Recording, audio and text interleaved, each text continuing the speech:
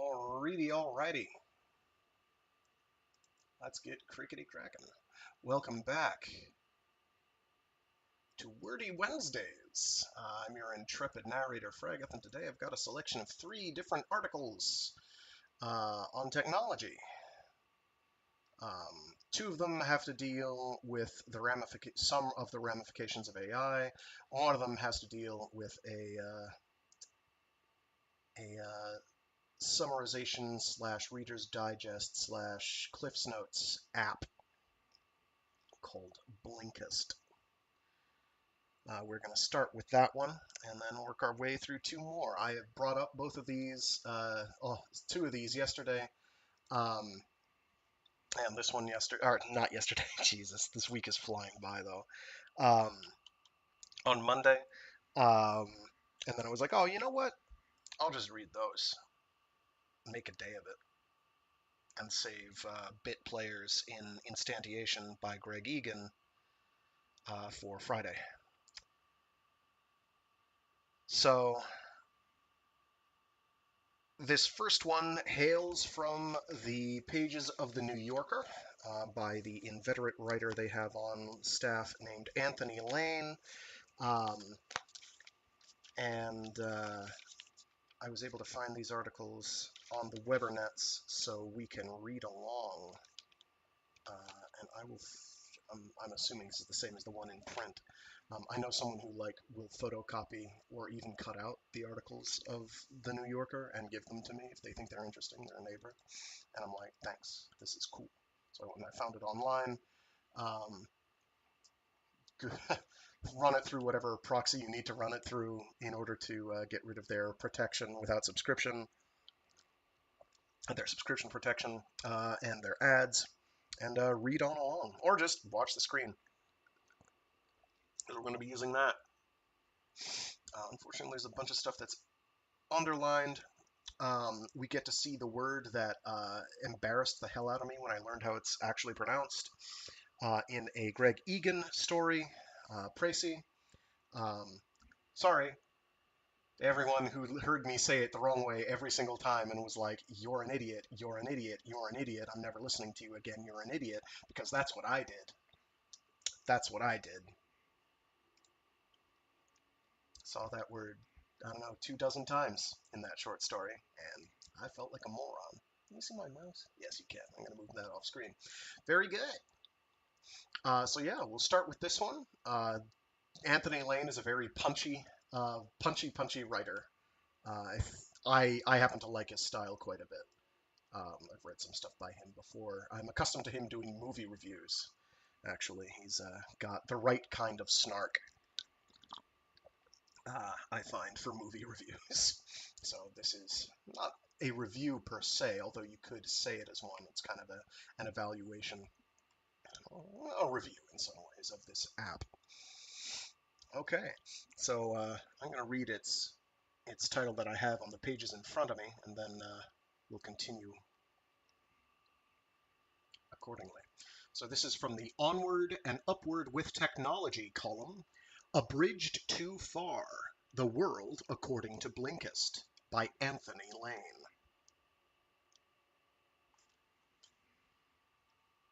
There are many reasons not to read a book. 1, because you don't want to. 2, because you started reading, crawled to page 17, and gave up. 3, because the idea of reading never crosses your mind. If so, lucky you.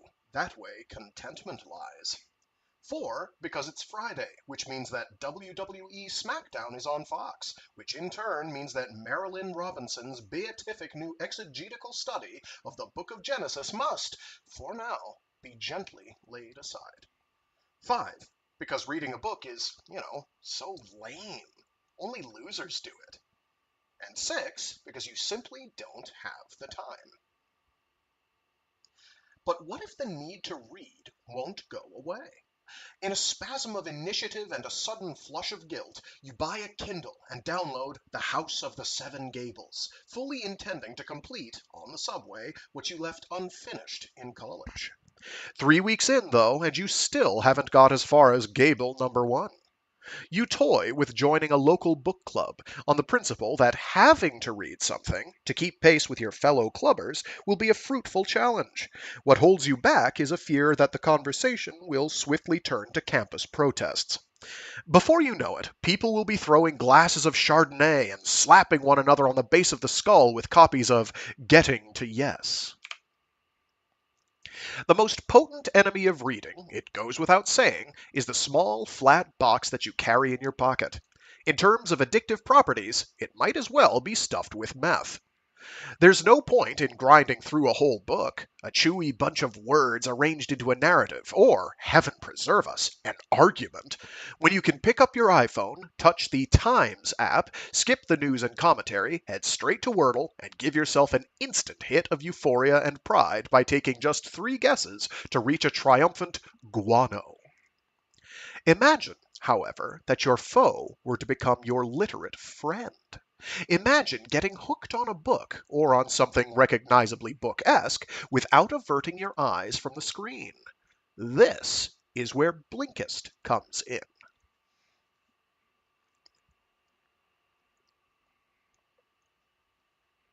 Blinkist is an app. If I had to summarize what it does, I would say that it summarizes like crazy. It takes an existing book and crunches it down to a series of what are called blinks. On average, these amount to around 2,000 words. Some of the books that get blinked are gleamingly new, such as Leading with Light by Jennifer Mulholland and Jeff Shuck, which was published in March. I should have mentioned when this article was written. This was written May 20th, 2024. So, sorry. I usually try to remember to do that.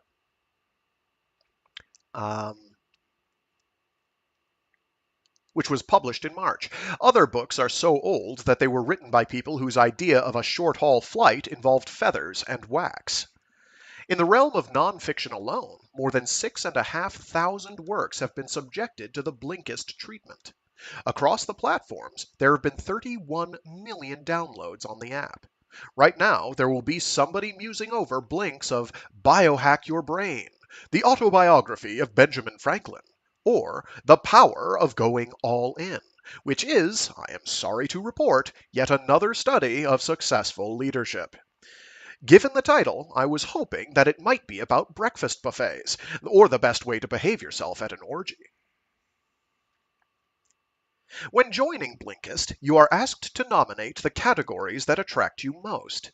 Mindfulness and happiness, for instance, or motivation and inspiration, or productivity. Each section is marked by a defining logo. History by a vase with handles, psychology by a head with the top of its cranium removed, and society and culture, somewhat nervously, by a teepee. Greedy for the Blinkist experience, I ticked every box, and was at once rewarded with tips for books based on your past preferences. By now, my past had lasted 7 minutes. Algorithmically speaking, a lifetime. And what was the upshot? 4 items, all of them designed, I was told, to help me, quote, overcome layoff survivor syndrome, unquote. Thanks.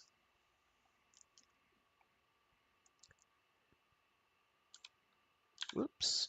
Once you are blinked in, your days will follow a new pattern. Instead of being woken by an alarm or by a bored spaniel licking your face, you will find yourself greeted by a daily blink. This will arrive with a ping on your phone, alerting you to a book that, suitably pruned, is ready to be served up for your personal edification. Thus, tired of losing arguments? Get the upper hand with today's pick. Win every argument and learn how to effectively communicate. Or, discover the fundamental principles of economics with the general theory of employment, interest, and money. In other words, there is a proper time to acquaint yourself with the work of John Maynard Keynes, and that time is now. If that scares you, get a load of this, my favorite daily blink to date. Dive deep into the philosophical masterpiece, Being and Time, as Martin Heidegger explores the nature of existence. And you thought your almond granola would be heavy going. In practice, there are two options for absorbing a blink. Either you read it on screen or you listen to it being recited. 70% of Blink fans prefer the latter mode, and you can see why. It allows them to combine their mental exercise with other activities. At the gym, say, they can ingest the gist of Salt, Sugar, Fat by Michael Moss until their AirPods pop out under the strain of the squats. Alternatively, on the drive to the office, they can treat themselves to a quick scoot through Yuval Noah Harari's Sapiens, while trying to stop the Homo neanderthalensis in the red Bronco from cutting into their lane. We all remember our first blink. Mine was a way of catching up. Having failed to peruse Steven Pinker's Enlightenment Now when it was published in 2018, perhaps I was too busy studying the helicopter chase in Mission Impossible Fallout. I decided, late in the day, to give it a whirl. But in what form? The Penguin paperback, comprising around 450 pages of text, plus another 100 pages of notes, references, and an index? The full whack on Audible, nicely narrated by Arthur Morey and lasting 19 hours and 49 minutes? Or the same thing, reduced to a sequence of 9 blinks, ready to consume on audio in 24 minutes flat? No contest.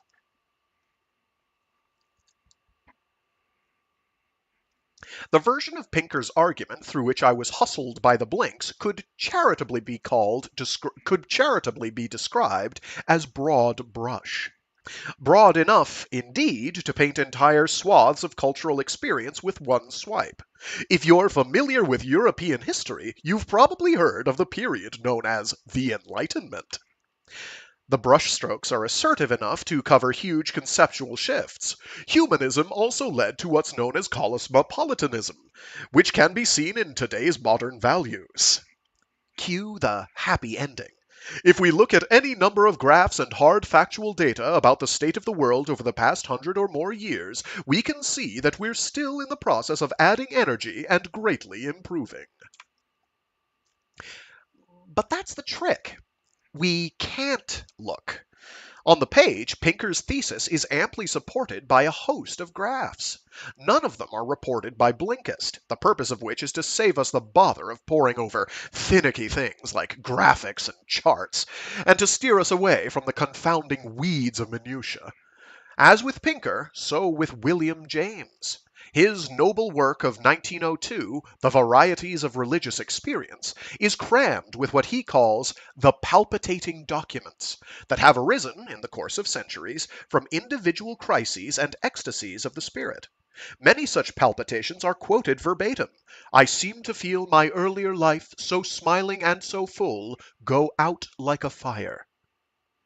Very few of them, however, survive in the calmer confines of the blink, which concludes its abstract of James with a finger-wagging directive. We should adopt a more critical study of religion. It's easy to decry this stripping down of complex reasoning, as if the app were bent solely on decluttering books of everything that lends them vitality. Yet you have to admit, if you'd never read Pinker or James, Blinkist would furnish you with a basic grasp of their intent, sufficient, perhaps, to do more than merely drop their names. If the topics that Pinker addresses happened to crop up in conversation, everything is so crappy nowadays, worse than it's ever been, you could just about hold your own, at least over a cup of coffee. Well, there's this guy, Pink somebody, who says that infant mortality is way down. Is that what books are coming to? A handy social lubricant? Should you care if literature gets blinked away like an eyelash? To find out more, you need to go to Germany.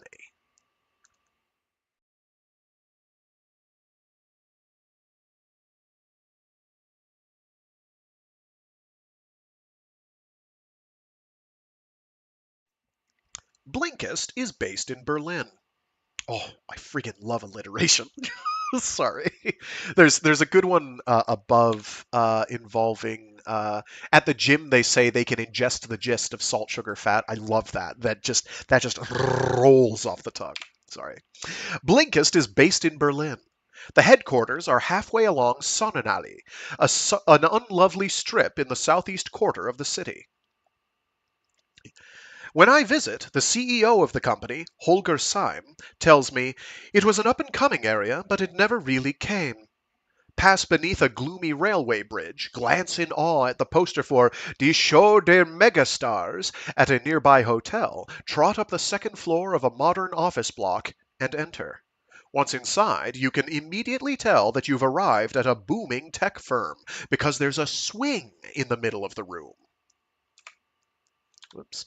Other giveaways. The slogan, "We exist to spark understanding," writ large on a wall. A workplace photograph from 2020 with Tim Cook of Apple sitting cross-legged at the front of the crowd. And a number of small dogs that skitter and skid along the floor, going nowhere in a hurry and getting there fast.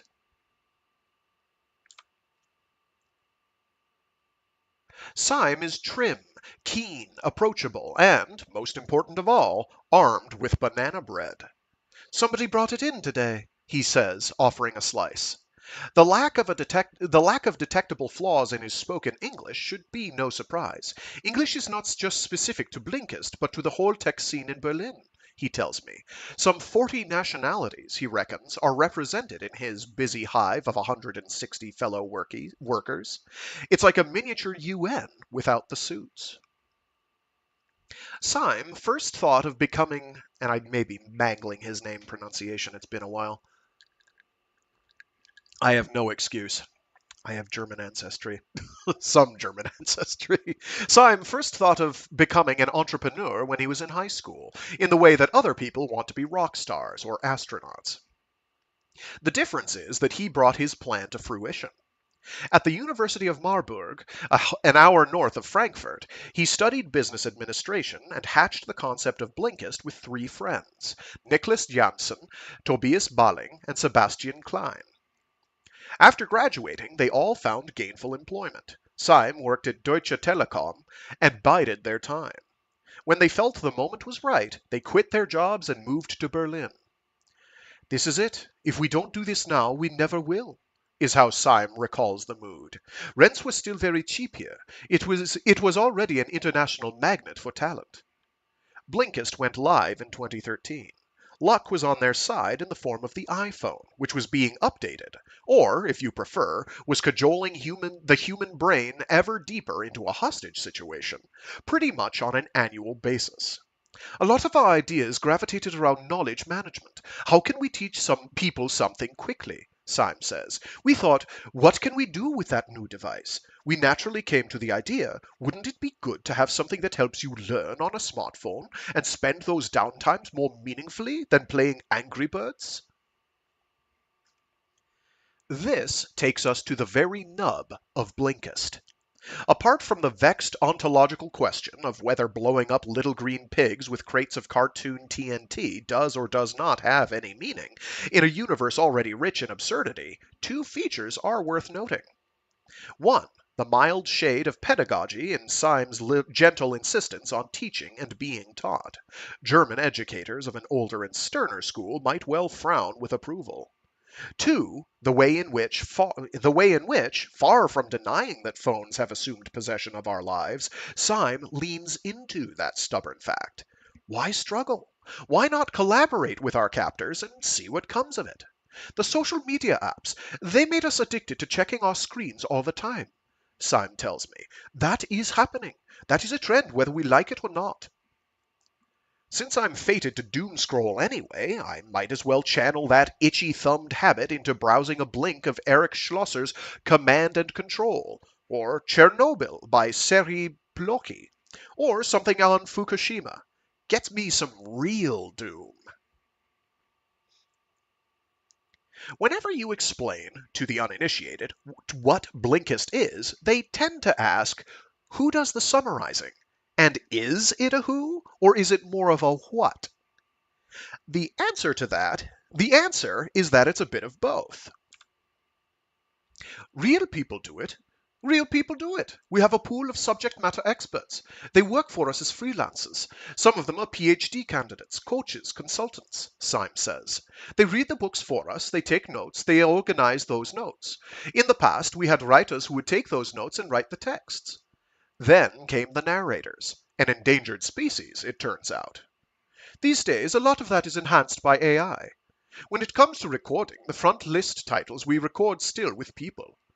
And the less popular blinks on the back list, we let AI narrate it, Syme says. We have voices that we trained. We cloned voices, basically.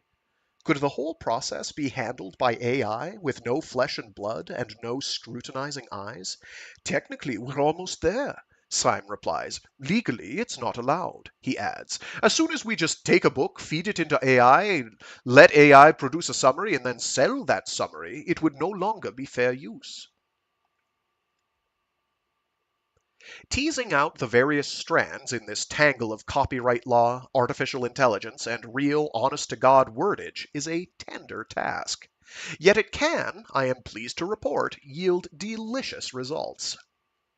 Some nameless soul must have agreed to whittle down Wittgenstein's Tractatus Logico-Philosophicus into blinkable form.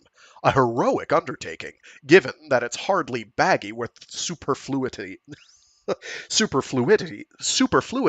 Oh my God, I can pronounce this word, I promise.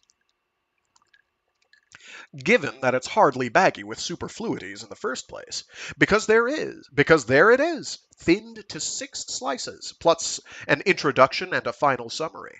All yours in 16.5 minutes. I listened to it, savoring the faintly metallic tone of the narration, and was rewarded at the climax with this. True meaning reverberates in the unspoken chasm between what we can show and what we can tell about it. Okay, that's it for this blink. But before we let you go, we wanted to let you know that this blink was narrated by an AI-generated voice model. That's me. Imagine Wittgenstein, never less than agonized at the best of times, hearing those words. His head would explode like a grenade.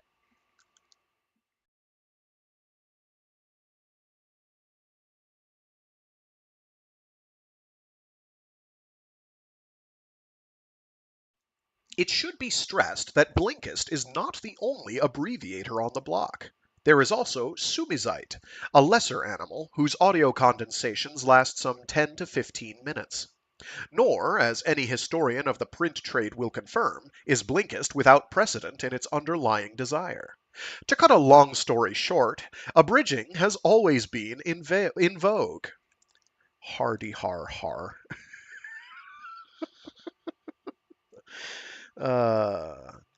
18th century parents, wishing to school their offspring in piety without the use of the whip, could turn to John Newbery's edition of the Bible, adorned with cuts for the use of children, published in 1764, or, only a year later, to a larger and fancier product, an abridgment of scripture history designed for the amusement and improvement. Oh, I'm going to have to scroll down because that goes past the lines.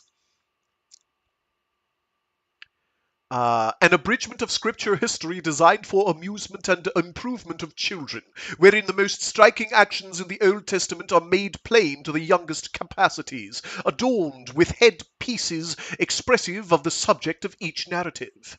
Is that not Blinkism avant la lettre?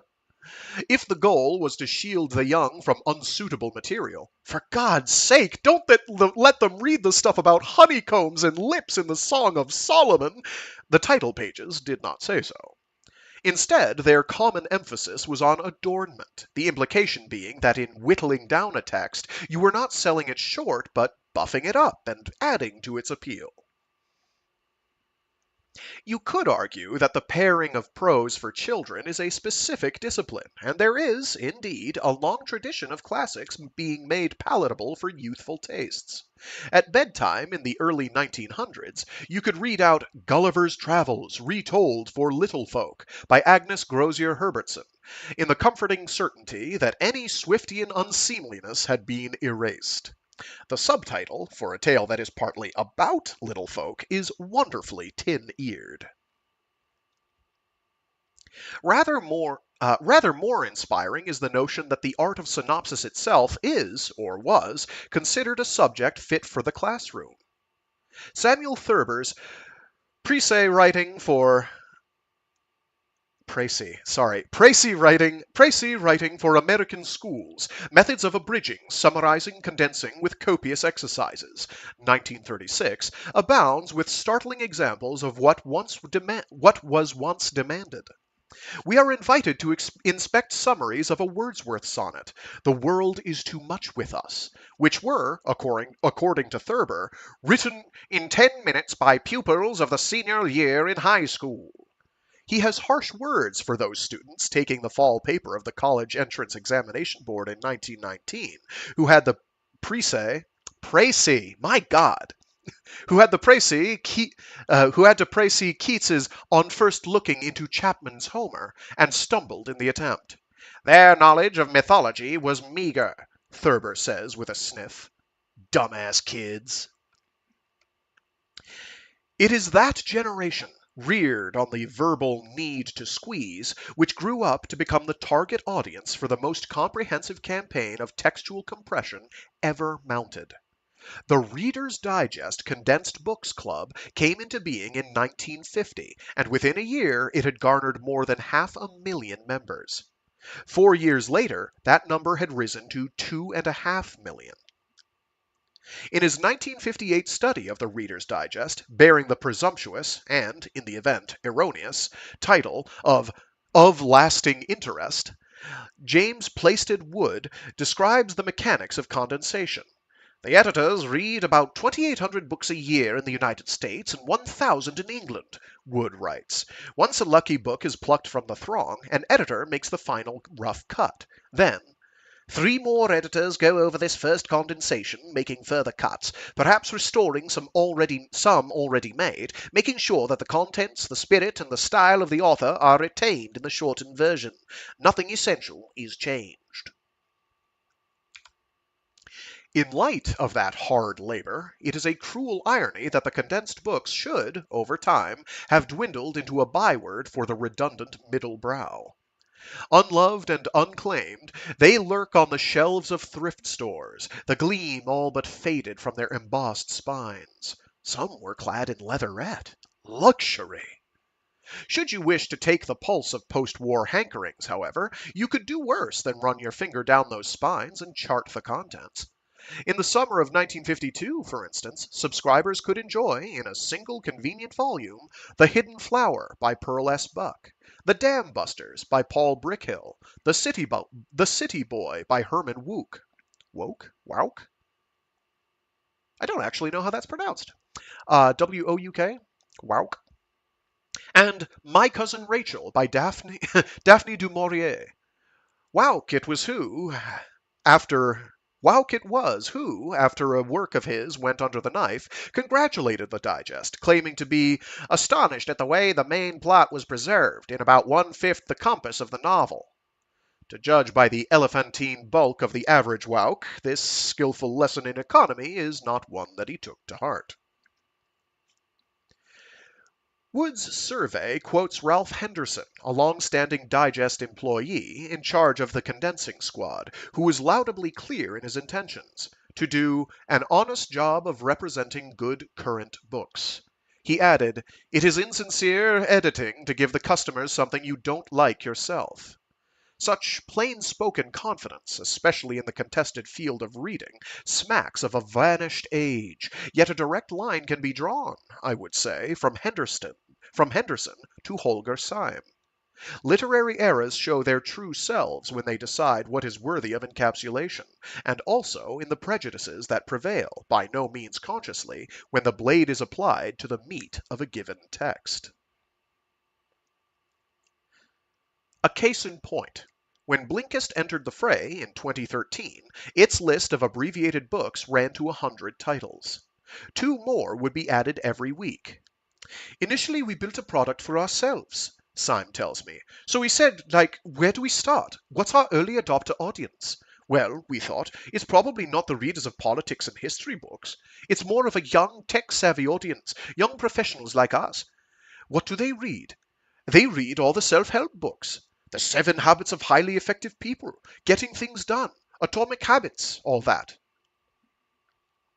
It's true that James Clear's Atomic Habits wasn't published until 2018, but Syme's proposition stands, and Blinkist is still overwhelmingly weighted toward that peculiar 21st century zone where the sensitive upkeep of the self merges, without friction, into running a company and stroking the bulge in your bank account.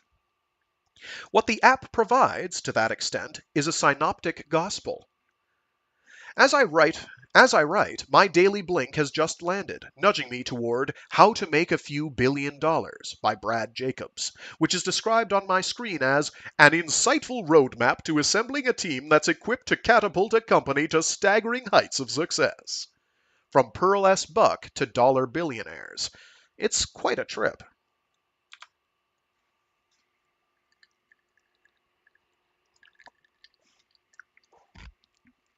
The ideal Blinkist devotee, in other words, is the kind of person who would invent Blinkist.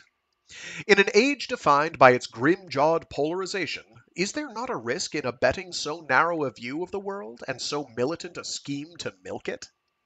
On the one hand, we do not want to be missionary. We do not have political. On the one hand, we don't want to be missionary. We do not have a political agenda, Syme says. We try to be neutral, Switzerland. On the other hand, we believe that the concept of short-form content, blinks, lends itself very well to moving out of a bubble. There was an attempt to try randomization, that is, recommending a book unaligned with the blinks that a reader had previously selected, but, as Syme admits, it proved unpopular. If leaving people in their echo chambers drives more engagement, more renewals, more business value, then it's hard to say we do the other things. We need to pay the salaries and make a living. Yet that is not the whole story. Far behind the walls of the front list, there are other stories, bedded deep in Blinkist, awaiting their turn. Say you're a mid-level executive stuck in an airport lounge, staring wanly at your muffin. What if you don't feel like catapulting your company to staggering heights? How about a gutsy thriller? You open Blinkist, swat aside the imprecations of Brad Jacobs, and search under crime. Up comes a book you've dimly heard of but never read. Scrolling down, you hit the following sentence. Raskolnikov bashes her head again and again as blood gushes from her skull. That's the stuff. Headphones on. Half an hour later, as your flight is called, you sit there motionless, hearing only this. The novel ends with Raskolnikov heading to a Siberian prison and experiencing a moment of divine grace, the beginning of his redemption. Thanks so much for listening. If you'd like, leave us a rating or a comment. We always appreciate your feedback. See you in the next blink.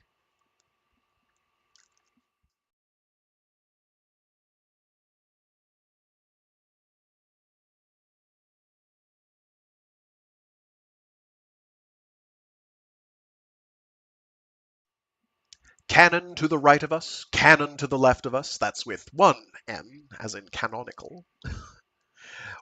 Canon to the right of us, canon to the left of us. What belongs in the ranks of lasting literature, whether it deserves to last, and why we ought to pay heed, let alone homage, to such weary classifications, are all part of a debate that will never, and should never, draw to a close. It may also be beside the point. Furnished with compelling ethical objections to Huckleberry Finn, we can in good conscience skip it altogether, and avoid the toil and trouble of wrestling with its merits, or its alleged want of them, for ourselves. What with all the competing cultural forces raining down upon us, we need no second invitation not to read. So one has to ask, if Twain's book, or Dostoevsky's Crime and Punishment, can be scrunched down to a near minimum for speed reading and easy listening, is that a travesty or a useful prop? Do little bits of literature retain the power to provoke us and even spur us on to grander things, or are they, in fact, worse than no literature at all? Seldom has this mystery been so cogently dramatized as it was on British TV in 1972. A voiceover, urgently suave, welcomed us to the finals of the All England Summarized Proust competition, explaining that each contestant has to give a brief summary of Proust's À la recherche du temps perdu, once in a swimsuit and once in evening dress. Needless to say, we were in the land of Monty Python. The MC, resplendent in a ruffled shirt, asked one finalist, Harry Baggett, what made you first want to try and summarizing Proust? Or, as he stoutly pronounced it, Proust. When his turn came, Harry, racing through the allotted 15 seconds, gamely waffled on about extratemporal values, but failed to make it past the opening page of Swan's Way. As ever, Python had sought out a ridiculous problem and nailed it. The key to summarizing was to forget bland appraisals and cling to the concrete detail. Involuntary memory? Piece of cake. Anyone who turns to Crime and Punishment, rendered in blinks, will soon encounter a similar struggle between the overarching and the tactile. We learn about the murder weapon, of course, and about the stone under which Raskolnikov buries his loot. But a sentence from the novel such as, his face looked as if it had been smeared all over with grease, like an iron lock. Dostoevsky, at his most memorably Dickensian, has no chance of creeping into the blinks, whereas, thanks to the summarizer, we are granted a bizarre excursus into the philosophy of nihilism and a comparison of Dostoevsky and Nietzsche, who is never referred to in the book and was only 22 when it was published. What shortening seems to encourage is the temptation to edit as one cuts, and, weirder still, to smuggle in additions to the original, where one's avowed duty is to subtract. Jump from St. Petersburg to Regency, England, and you will see Blinkist caving completely to this urge. Among the pleasures that I have derived from the app, few are more satisfying than the realization that Jane Austen, of all people, can be distilled into a babbling stream of consciousness. Darcy's feelings for Lizzie have turned unequivocally romantic one afternoon. Darcy bursts in on her and bluntly proposes, "You must allow me to tell you how ardently I admire and love you." He says Lizzie is shocked and rejects him harshly, telling him, "I have never desired your good opinion, and you have certainly bestowed it most unwillingly." What is prompted by this unusual passage, if not the delightful sensation that Pride and Prejudice is in the middle of being rewritten by Lydia Bennet? The near total lack of punctuation would cause Henderson, the edit king of Reader's Digest, to have a fit of the vapors. And, should it emerge that artificial intelligence is responsible for the lapse, we would be right to fret. If this is how AI handles proofreading, just think how it would screw up the release of a nuclear warhead. What is most informative about the babble is the revelation that Mr. Darcy is now unequivocally romantic. Only once does the word romantic appear in the novel, when Charlotte Lucas, announcing her engagement to the insufferable Mr. Collins, confesses, "I am not romantic, you know. I never was." Austen's attitude to the romantic movement was, to say the least, fraught with skepticism. Common sense, common care, common prudence were all sunk in Mrs. Dashwood's romantic delicacy, we are told in Sense and Sensibility. But as modern readers, and evidently as modern summarizers, we can't help wanting to warm Austen up, as it were, and to loosen her classical and Christian stays. A timeless tale where love conquers societal norms is the tagline that tops the blinks of Pride and Prejudice. And over, in wandering through Blinkist, we keep bumping into this vision of literature as a blueprint for breaking out. The belief that the plight of fictional characters can and should be improved is, dare one say, almost pinkerish in its optimism. In the end, the novel charts the poignant journey of a young man struggling to find his place in the world constrained by rigid societal norms and offers a beautifully stirring affirmation of the power of self-expression. That is how A Portrait of the Artist as a Young Man, in its blinked-down guise, signs off. None of that nonsense, familiar to lovers of Joyce, about wanting to forge in the smithy of my soul the uncreated conscience of my race. Just another dose of norm-busting. Should the word societal not be banned on the ground of sheer ugliness?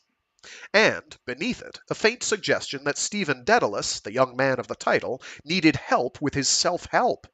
If only he'd read The Power of Going All In, he could have saved himself a heap of pain. That one's pretty offensive, too.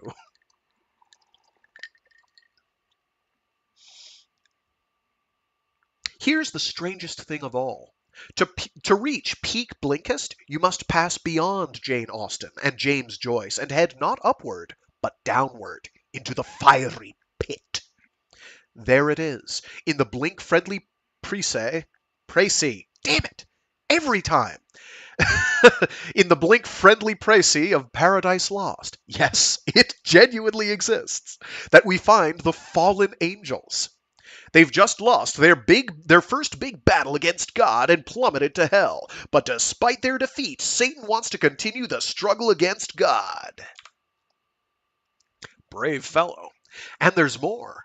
He assembles his demons to talk strategy. Talk about the 7 habits of highly effective people. Boy, have they overcome layoff survivor syndrome. Such, to my dazzled eyes, is the crowning glory of Blinkist. Its high-tech alchemy, transmuting literature into business, turns the inhabitants of literature and even the ones with tattered wings into businessmen. Listen, rapt, as the devils crunch the numbers and kick around ideas for going forward. Moloch suggests open warfare against heaven. Belial advocates for doing nothing. Mammon argues for making hell a little nicer so they can all live a happy life of sin. I'm with Mammon all day long. Life is short, and so, if you look at your phone, is literature. Blink, and you'll miss it.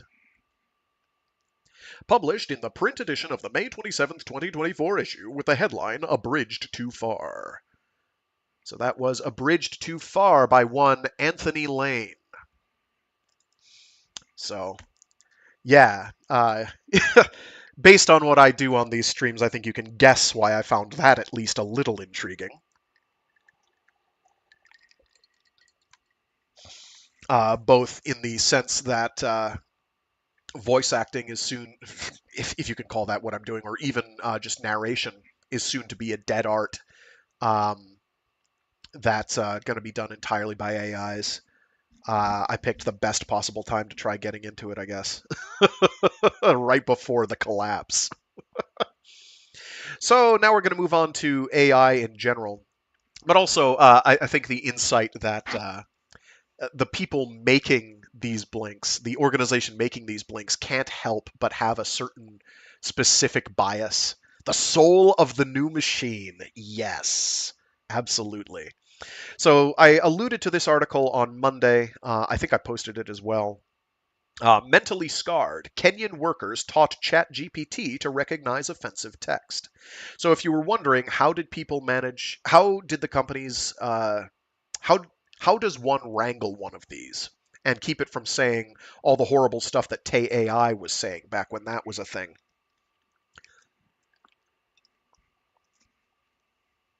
This will give you some idea. Spare a thought for the workers who read the worst content scraped from the internet to keep you safe.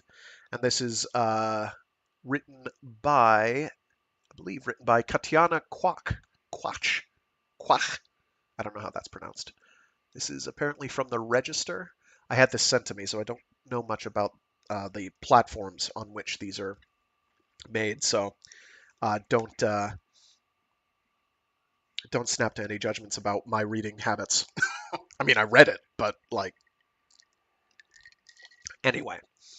OpenAI reportedly hired workers in Kenya, screening tens of thousands of text samples for sexist, racist, violent, and pornographic content to help make its ChatGPT model less toxic. Oh, this was written back on the 20th of January 2023, so this is a year and a half old, roughly. Released last November, ChatGPT has taken the internet by storm. Its ability to generate text automatically, given an input prompt, has led to millions of users instructing it to perform all types of different tasks, telling jokes, writing code, answering questions, and more. Not all of those instructions have been entirely benign. We're only human after all. However, ChatGPT is designed to be more conversational and safer than its predecessor, ChatGPT 3. Sorry, GPT-3. It can admit to errors and refuse to carry out inappropriate requests, which there's already mountains of documented evidence of people circumventing easily. In order to learn the characteristics of offensive and abusive language, ChatGPT needed to be trained on giant amounts of clean, labeled data showing the difference between safe and harmful content. Labeling data is tedious and time-consuming. Take it from someone who knows. The work is typically outsourced to contractors that recruit employees from countries where labor is cheaper. In 2021, OpenAI reportedly signed 3 contracts worth about $200,000 with Sama, a startup providing data annotation services based in San Francisco and operating in developing countries, to label text to train ChatGPT, according to a report in Time this week. Sama then recruited 36 workers in Kenya who were split into 3 groups, each tasked with combing through thousands of text samples containing sex abuse, hate speech, and violence. Scraped from the internet, the text described all sorts of dangerous, illegal, and lewd acts, including murder, suicide, torture, and incest. Some employees reported being traumatized from having to process so much horrific content. One man said he suffered from recurring visions after reading a passage describing a man having sex with a dog in the company of a young child. That was torture, he said. You will read a number of statements like that all through the week. By the time it gets to Friday, you are disturbed from thinking through that picture. I can only imagine. And I do not want to. The workers endured 9-hour shifts and made between 163 and 248 Kenyan shillings per hour. That's about $1.32 to $2. Genuinely insignificant sums for OpenAI, which is forecast to turn over $200 million in 2023. Another data labeling contract, not related to ChatGPT, involved Sama asking employees to find nasty, pornographic, and violent images portraying things like death, rape, and bestiality. The content, some of which would be illegal in the US, allegedly prompted Sama to end its contracts with OpenAI by February 2022, 8 months before originally planned. Employees recruited by Sama were reportedly told that their work with OpenAI was canned after the startup faced harsh criticism for working with Meta's Facebook on another content moderation project. Sama ended the OpenAI contract because the team in East Africa was not comfortable with the requested work. The Meta contract end is separate, but related. After consulting with its global team, Sama made the decision to exit all content moderation work as it did not align with the company's vision and mission, a company spokesperson told us. The upstart will end all data labeling projects for content moderation in March 2023 and has set up an ethics guild, a group of employees who will review work requests, we're told. In statements shared with Time, OpenAI confirmed it had worked with Sama to label data used to train ChatGPT and said there was a miscommunication about the types of images they wanted to collect. It reportedly did not want illegal images and did not view them. The value of $1. To clarify, Sama pays between 26,600 and 40,000 Kenyan shillings, $209 to $322 per month, which is more than double the minimum wage in Kenya and also well above the living wage, a spokesperson from Sama told the Register. To compare it to U.S. wages is a false equivalence that mischaracterizes the situation. A comparative Western wage would be between $30 and $45 an hour. Sama pays almost double what the other content moderators in the area pay and offers a full benefits and pension package. Our mission is to ensure artificial and general intelligence benefits all of humanity, and we work hard to build safe and useful AI systems that limit bias and harmful content. Classifying and filtering harmful text and images is a necessary step in minimizing the amount of violent and sexual content included in training data and creating tools that can detect harmful content. Data labeling businesses like Sama say they are helping lift people out of poverty in poorer countries, but Time's investigation is a stark reminder that the seemingly magical abilities of AI models are built on the back of low-cost labor. Sama's mission is to break down barriers to formal employment by giving work to talented people who may not otherwise have equal career opportunities. Sama employs people who would not otherwise have the qualifications for entry-level tech jobs, then trains them, not just for a job, but a career path, by offering continuing education classes, CV writing classes, financial education classes, and opportunities to advance inside or outside the organization, a spokesperson told us in a statement. Not mentioning that you'll have to look at people talking about doing horrible, horrible things to animals or other people. Sama has impacted over 60,000 people, sent 20 people to university through our scholarship programs, and provide $160,000 in funding for employee businesses and startups. Meanwhile, the hype of artificial general intelligence continues to build. Even the best AI companies haven't yet cracked the secret of building models advanced enough to learn patterns from data effectively with little to no human supervision. The technology may have progressed, but it still relies on workers from developing countries sitting in front of computer screens, performing repetitive and monotonous tasks all day to train giant AI models for tech companies, making millions of dollars. The Register has asked OpenAI for comment. And that was Mentally Scarred. Kenyan workers taught ChatGPT to recognize offensive text by Katyanna Quach.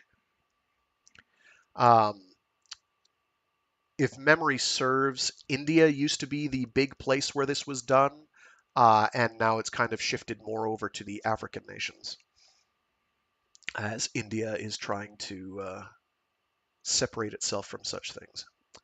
Now we have a third article, which is a little beefier than that last one.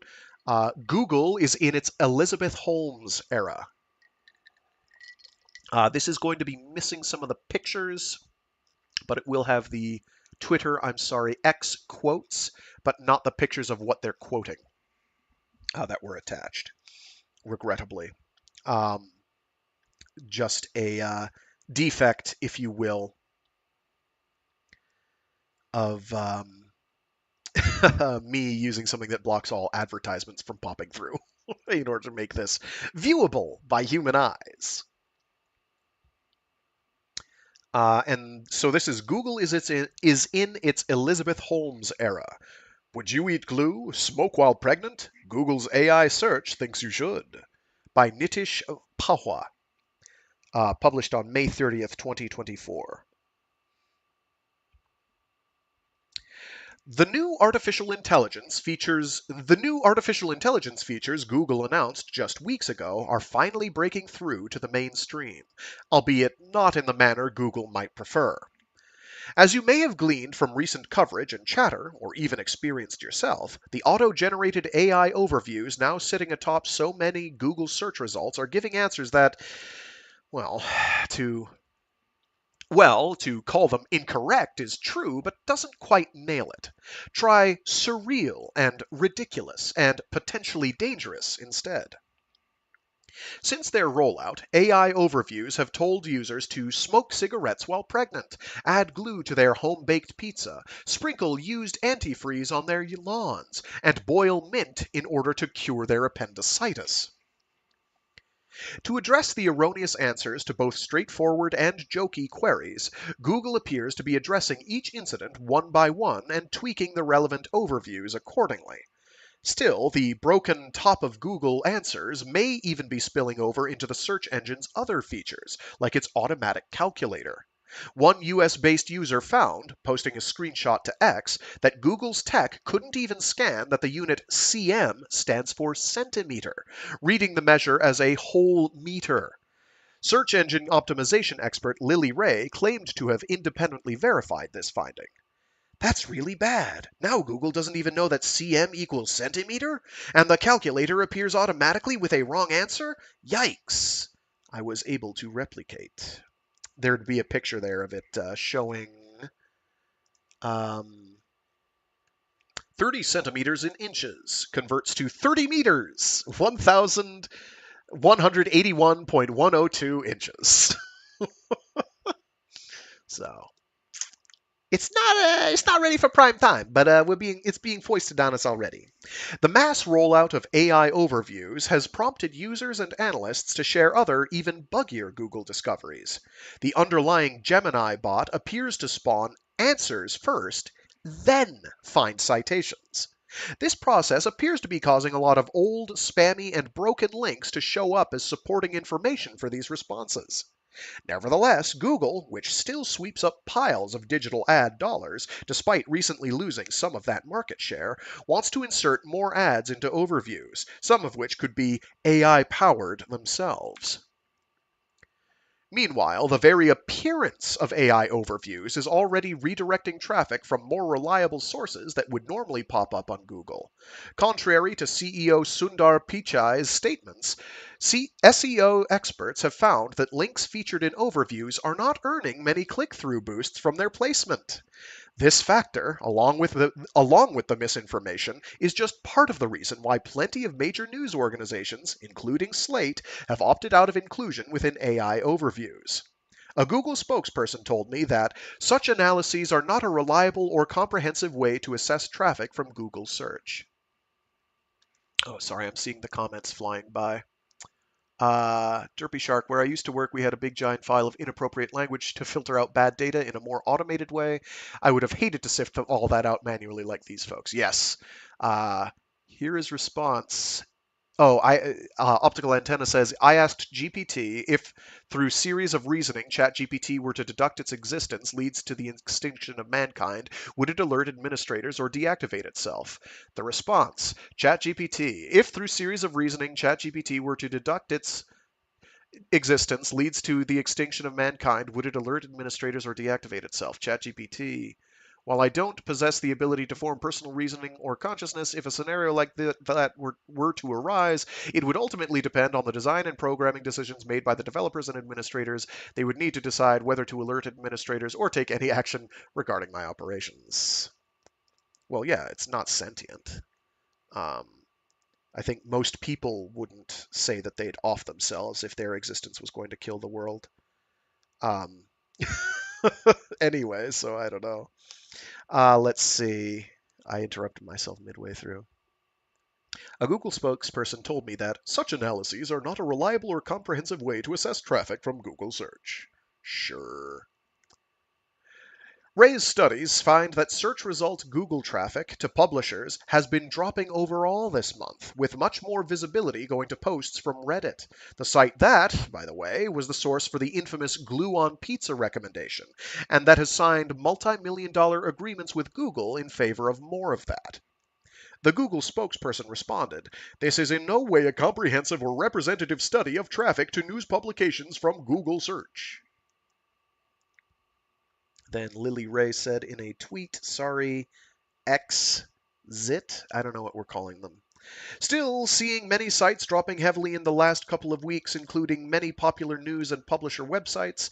I also check Reddit's trajectory daily, expecting it to drop at some point. Nope, it just skyrocketed off the chart yet again. For context, using this, which is a pair of graphs, which unfortunately you can't see and is lacking any of the context that would tell me what it would be doing. I can't actually look at tweets unless they're embedded in a specific way. Like X will not load up for me because I have my shit on lock.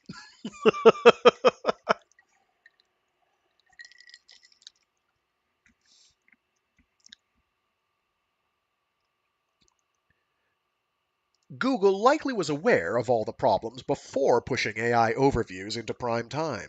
Pichai has called chatbots hallucinations, that is, their tendency to make stuff up, an inherent feature, and has even admitted that such tools, engines, and datasets aren't necessarily the best approach to always get at factuality. Which is bullshit PR speak for, It's bullshit. It's all lies. It's bullshit. It's making it up as it goes. You're never going to get a straight answer. but don't take my word for it. This is something he thinks Google's search data and capabilities will fix, Pichai told The Verge. This seems dubious in light of Google's algorithms obscuring the search visibility of various trustworthy news sources and also possibly torching small sites on purpose. As SEO expert Mike King noted in his study of recently leaked Google search documents. The Google spokesperson claims that this was categorically false and that we would caution against making inaccurate assumptions about search based on an out of context, outdated, or incomplete information. Sure. More to the point, Google's errant AI has been in public view for a while now. Back in 2018, Google demonstrated a voice assistant technology that could purportedly call and answer people in real time, but Axios found that the demo may have actually used pre-recorded conversations, not live ones. Google declined to comment at the time. Google's pre-Gemini chatbot, Bard, was showcased in February 2023 and gave an incorrect answer that temporarily sank the company's stock price. Later that year, the company's impressive video introduction of Gemini's multimodal AI was revealed to have been edited after the fact to make its reasoning capability seem faster than it actually was. Cue another subsequent stock price depression. And the company's annual developers conference, which occurred just weeks ago, also featured Gemini not only generating but highlighting an erroneous suggestion for fixing your film camera. In fairness to Google, which has long been working on AI development, the rapid deployment of and hype building around all these tools is likely its way of keeping up in the era of ChatGPT, a chatbot that, by the way, is still generating a significant amount of wrong answers in various subjects. It's not as though other companies following the investor-mollifying AI trends aren't making their own risible mistakes or faking their most impressive demos. Last month, Amazon's supposedly AI-powered, human-free, just walk out grocery store concept actually featured many humans behind the scenes to monitor and program the shopping experience. Similar results were found in supposedly AI-powered, human-free drive-thrus used by chains like Checkers and Carl's Jr. There's also the driverless, in quotes, cruise cars, which require remote human intervention almost every couple of miles traveled. ChatGPT parent company OpenAI is not immune to this, having employed a lot of humans to clean up and polish the animated visual landscapes supposedly generated wholesale by prompts made to its not yet public Sora image and film generator. All of this, mind you, constitutes just another layer of labor hidden on top of the human operations outsourced to countries like Kenya, Nigeria, Pakistan, and India, where workers are underpaid or allegedly forced into conditions of modern-day slavery to consistently provide feedback to AI bots and label horrific imagery and videos for content moderation purposes. Don't forget, also, the humans who work at the data centers, chip manufacturers, and energy generators required in heaping amounts to even power all this stuff. That reminds me, there's another article that I would do, but it's sort of off task, about how the U.S. is making a big push into microchip manufacturing. And some of the reasons for that are they're sort of fridge horror. It's like they make a lot of sense. Like, oh, they just want to boost our economy. It's like, well, no, it's a little worse than that, because the major chip manufacturer right now in the world, the leading chip manufacturer, is Taiwan. And if China attacks them in any capacity, whether we defend them or not, that manufacturing is going to slow to a crawl by necessity. And if China does take Taiwan, odds are good that the US is going to just bomb all those strategic sites of chip manufacturing to deny the Chinese ability to use those. And then we would, the United States would take the rise on, oh, we're the number one chip manufacturers in the world. So I don't have the article handy. I might do that at a later date. It has dire implications. It's grim. There's some cynicism there. So let's recap. After years of teasing, disproved claims, staged demos, refusals to provide further transparency, and the use of human free, in quotes, branding, while in reality employing a lot of humans in a lot of different and harmful ways, these AI creations are still bad. They keep broadly making up stuff, plagiarizing from their training sources, and offering information, advice, news, and facts, in quotes, that are wrong, nonsensical, and potentially dangerous for your health. The Bali politic, people trying to do simple math, and others scratching their heads and attempting to figure out where their car's blinker fluid is. Does that remind you of anything else in tech history? Perhaps Elizabeth Holmes, who herself faked plenty of demos and put forth fantastic claims about her company, Theranos, to sell a tech innovation that was simply impossible? Holmes is now behind bars, but the scandal still lingers in the public imagination, for good reason. In retrospect, the glaring signs should have been so obvious, right? Her biotech startup, Theranos, had no health experts on its board. It promoted zany scientific claims that weren't backed up by any authorities and refused to explain any justifications for those statements. It established partnerships with massive and actually trusted institutions like Walgreens without verifying the safety of its output. It inculcated a deep, intimidating culture of secrecy among its employees and made them sign aggressive agreements to that effect. It brought in unthinking endorsements from famous and powerful folks like Vice President Joe Biden through the sheer force of awe alone. And it constantly hid whatever was actually fueling its systems and creations until dogged reporters looked for themselves. It's been nearly 10 years since Holmes was finally exposed. Yet, clearly, the crowds of tech observers and analysts that took her at her word are also willing to put all their trust in the people behind these error producing, buggy, manned behind the curtain AI bots that, their creators promise, will change everything and everyone. Unlike Theranos, of course, companies like OpenAI have actually made products for public consumption that are functional and can pull off some impressive feats. But the rush to force this stuff everywhere, to have it take on tasks for which it's likely not close to being prepared, and to keep it accessible where we seem to be borrowing from the Theranos. Oh wait, let's skip all sorts of lines. And to keep it accessible despite a not so obscure track record of missteps and mistakes, that's where we seem to be borrowing from the Theranos playbook all over again. We've learned nothing, and the masterminds behind the chatbots that really teach you nothing may in fact prefer that.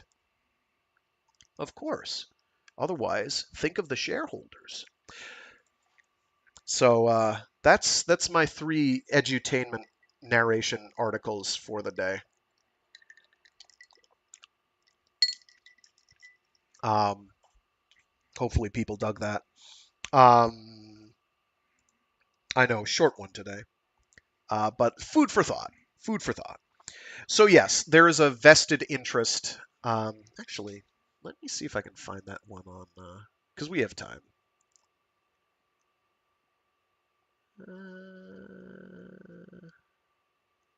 No, that's not it. No, that's that one there. Do do do do do do do do do do do. Do do do do do do do do do do do do. Nah, that's just about how. No, that one's not bad either. I might do that one. Optical Antenna says, I worked at a startup for a year that pulled those sort of fake AI demos. Once I caught on, I quit. The CEO was an MIT grad and a 30 under 30 Forbes winner. I now run away from such folks. Yeah, I, I've been around some of this sort of snake oil salesmen, as I call them, that these individuals are, and it's like they're very they're very persuasive, which is the problem. And they seem to drag everyone down with them, which is wild. Oh, this is one on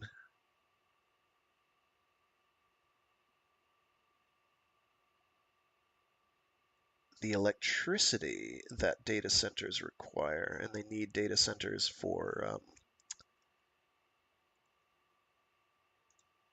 which one is this? Have I read this one already? I want to vet them first, is the problem. You're going to see some magic in a minute.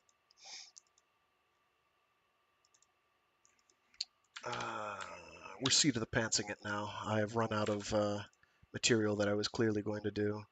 Electric grids need upgrades thanks to data centers. Guess who helps pay for that? Oh, taxpayers? You don't say. You know what? This one might be good. This is from when? Was this written? Give me a date. Please? Date, please? Scroll down to the bottom. This doesn't have a date. That doesn't help me much, do it? I received this one when?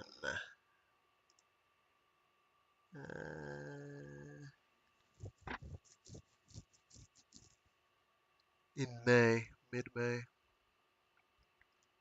Demo reminded me of Wizard of Oz. So much snake oil in the tech industry, says Derpy Shark. I work in data, and it seems like I get spammed on the daily by companies whose new AI-powered product will replace developers and DBAs. Yep.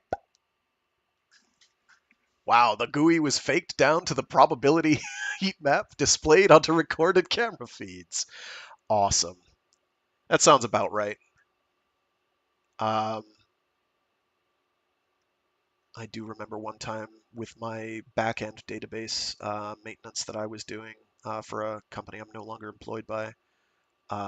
They did sort of want me to pretty up some results for some specific scripted queries that they wanted to put through to impress a prospective person to sign a contract with, organization. And I was like, I'll do it this once, but I'm never doing it again. you need to get the people who are in charge of the graphics end to do that, because I'm not doing it anymore. I have better things to do. Okay. Oh, this one is actually an add-on. We're about to go on a two-part journey, ladies and gentlemen. Okay, so this is about the electricity consumed by data centers and massaging the data. Absolutely. Um, which was especially offensive to me because like the entire point of the back-end development work that I was doing on the database managing I was doing was to ensure that any result I was getting was going to actually be accurate. So like and it didn't have to be perfect, but it had to be close. And it's like you don't even want me to be close. You just want something that looks good. No, fuck that. I got better things to do. Okay. It's also something about Scarlett Johansson and AI. I don't know what this one is. Um, so I guess I got three more. let's start with this duology here. I'm pretty sure I'm getting the duology correct here. Just have to bear with me a little bit because it's a three-step process. Let me put on intermission so you don't see all my sorcery. Bloop, bloop, bloop, bloop. That'll do. Data centers, electricity consuming discounts, utilities. Yeah, there we go. Copy. A, V, clean. C, A, clean. Much better. I can actually view them now. Rejoice!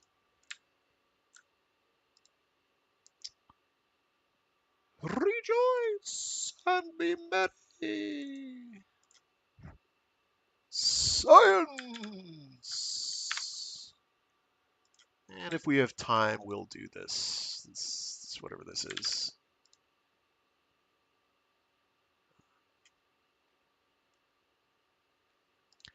Alrighty. Here we go.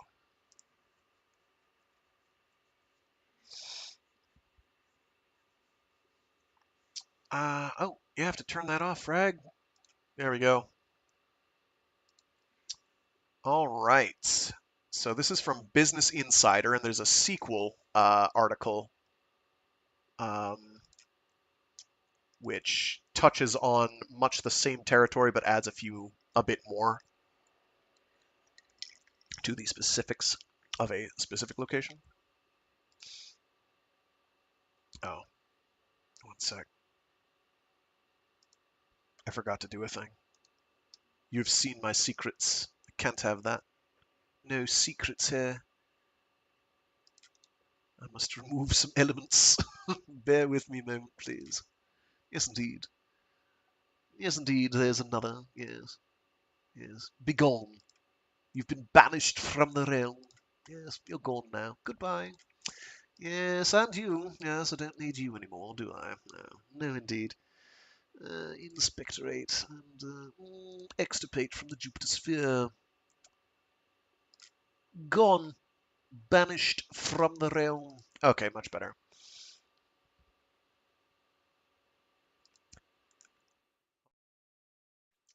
Alrighty.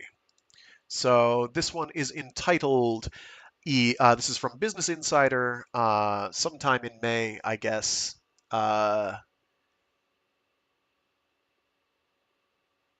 Electric grids need upgrades thanks to data centers. Guess who helps pay for that?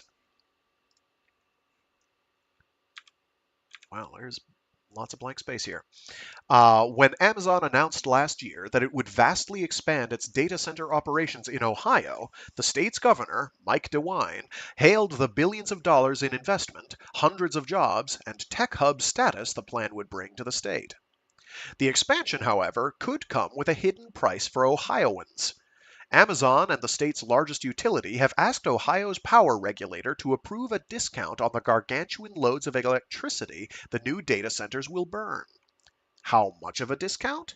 Neither Amazon, the electric company, nor the state regulator would provide details, but a rival Ohio utility has estimated that Amazon could eventually save more than $135 million annually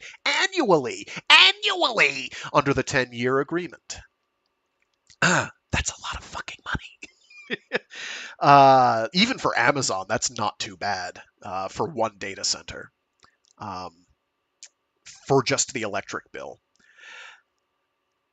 As a result, home and business ratepayers in the state could shoulder more of the mounting costs of providing electricity to meet soaring data center energy demands, much of it from Amazon. Across the country, consumer advocates and energy experts say they worry that more ordinary consumers could end up footing the bill for billions of dollars in power system upgrades that will primarily serve trillion-dollar tech behemoths and wealthy Wall Street investors as they chase profits in the lucrative data center business. A record surge of data center construction is underway to provide the computing and storage that underpins society's fast expanding digital footprint and powers artificial intelligence. Data center electricity consumption in the US is expected to triple by 2030. Triple! According to Boston Consulting Group, much of it to power generative artificial intelligence. The growth has placed sudden and unprecedented demands on decades-old energy grids that haven't seen such increases since the development of suburbs, the widespread adoption of air conditioning, and the heyday of domestic manufacturing after World War II. In areas of the country where data centers have clustered, utilities have unveiled plans to spend billions of dollars to keep up. How do we make sure that the cost causers, which are the new data centers, are in fact paying for the underlying costs that they cause? Asked David Springa, the executive director of the National Association of State Utility Consumer Advocates. If people aren't nervous, they're not paying attention. Whoops. Ryan Augsburger, the president of the Ohio Manufacturers Association, said that electricity charges related to new transmission infrastructure had risen threefold over the past 7 years in the service territory where data centers have begun to cluster in the state. We're concerned that's a noticeable new cost item, Augsburger said. If you're a manufacturer, you need to manage your cost. 300% increases over 7 years is not a sustainable increase. An Amazon spokesperson said in a statement that the company's electricity payments, quote, should more than cover any AWS specific infrastructure, referencing the company's cloud computing arm, Amazon Web Services, which drives the bulk of its data center demand. We don't expect any AWS costs to be passed on to other ratepayers, the spokesperson said. Data centers benefit from a utility system that favors large energy users. That's true enough. State and federal regulators. Oh, goodness, one sec.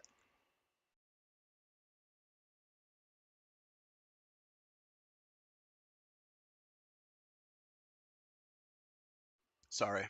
Sneeze caught me completely flat footed.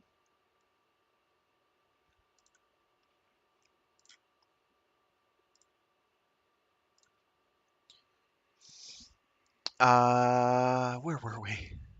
Yes. State and federal regulators allow the majority of utilities to spread the cost of major electrical system upgrades, such as new power plants and high voltage transmission lines, across ratepayers, including consumers who may not directly benefit from the infrastructure. Energy experts struggle to think of an industry that has stripped bare the inequities built into that system as starkly as data centers have. Ron Nelson, a senior director at the energy consulting firm Stratagen, with an N, as in Nancy, said that most power use across residential and business ratepayers had plateaued or even declined slightly in recent decades because of energy efficiency efforts. Then you have the data centers that are having exponential load growth, Nelson said. The state of play is that the data center loads are triggering large upgrades and not being allocated a fair amount of the costs. So what else is new? Because the data center industry's huge demand is only beginning to come into focus, experts have said it is hard to estimate the price tag for all of the upgrades to accommodate it, and what portion of that will be handed off to consumers.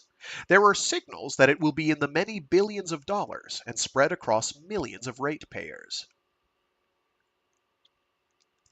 Matt Marius says, I think I like sci-fi better. Real life is far too terrifying. Yes. Isn't that the truth? There's this and I'm gonna mangle the quote from Peter Watts. Peter Watts said something like, "People keep calling my work dystopian, like I do dystopian fiction, and it's simply not true." No. People call the settings of the books that I write dystopian, and it's really just not true because they keep finding solutions to problems, and like the train's coming for us, and we don't have any solutions to problems, and it's not looking great. So. Uh, they're actually living in a pretty good world where they're solving issues like global warming. It's got costs, but they're not, and it's not solving it, but civilization is remaining, is actually working. Whereas with the stuff we're dealing with now, it's not looking great. This whole thing on the electrical infrastructure reminds me point for point of exactly of the Rifters trilogy. It is unreal. Like I read this and I'm just like, so we're what, a decade off from putting in a geothermal power substation in the Juan de Fuca vent. Uh, in the Juan de Fuca Ridge down in the Pacific, because that's how this sounds. Uh, Oh, no, we already read that. We can scan down. There we go. In Virginia, the country's largest data center market, for instance, there are plans to spend more than $100 billion to grow the capacity of a section of the grid that heavily serves data centers by nearly 60% over the next 15 years. Dominion Energy, the utility that controls that territory, uh, they had a perfect opportunity to use a pun related to the name of the. Never mind. Dominion. Never mind. Dominion Energy, the utility that controls that territory, has estimated energy bills for residents could more than double in the next decade as a result of the planned upgrades. And projections for the industry's growth are mounting. In January, PJM, an entity that oversees a vast section of the nation's grid spanning from Chicago to sorry. Let's just take it from the top. The paragraph. In January, PJM, an entity that oversees a vast section of the nation's grid spanning from Chicago to New Jersey, released a new forecast that estimated that data center demand in Virginia would balloon from about 5 gigawatts today to 15 gigawatts by the end of the decade. That's almost 3 times the power of New York City on an average day.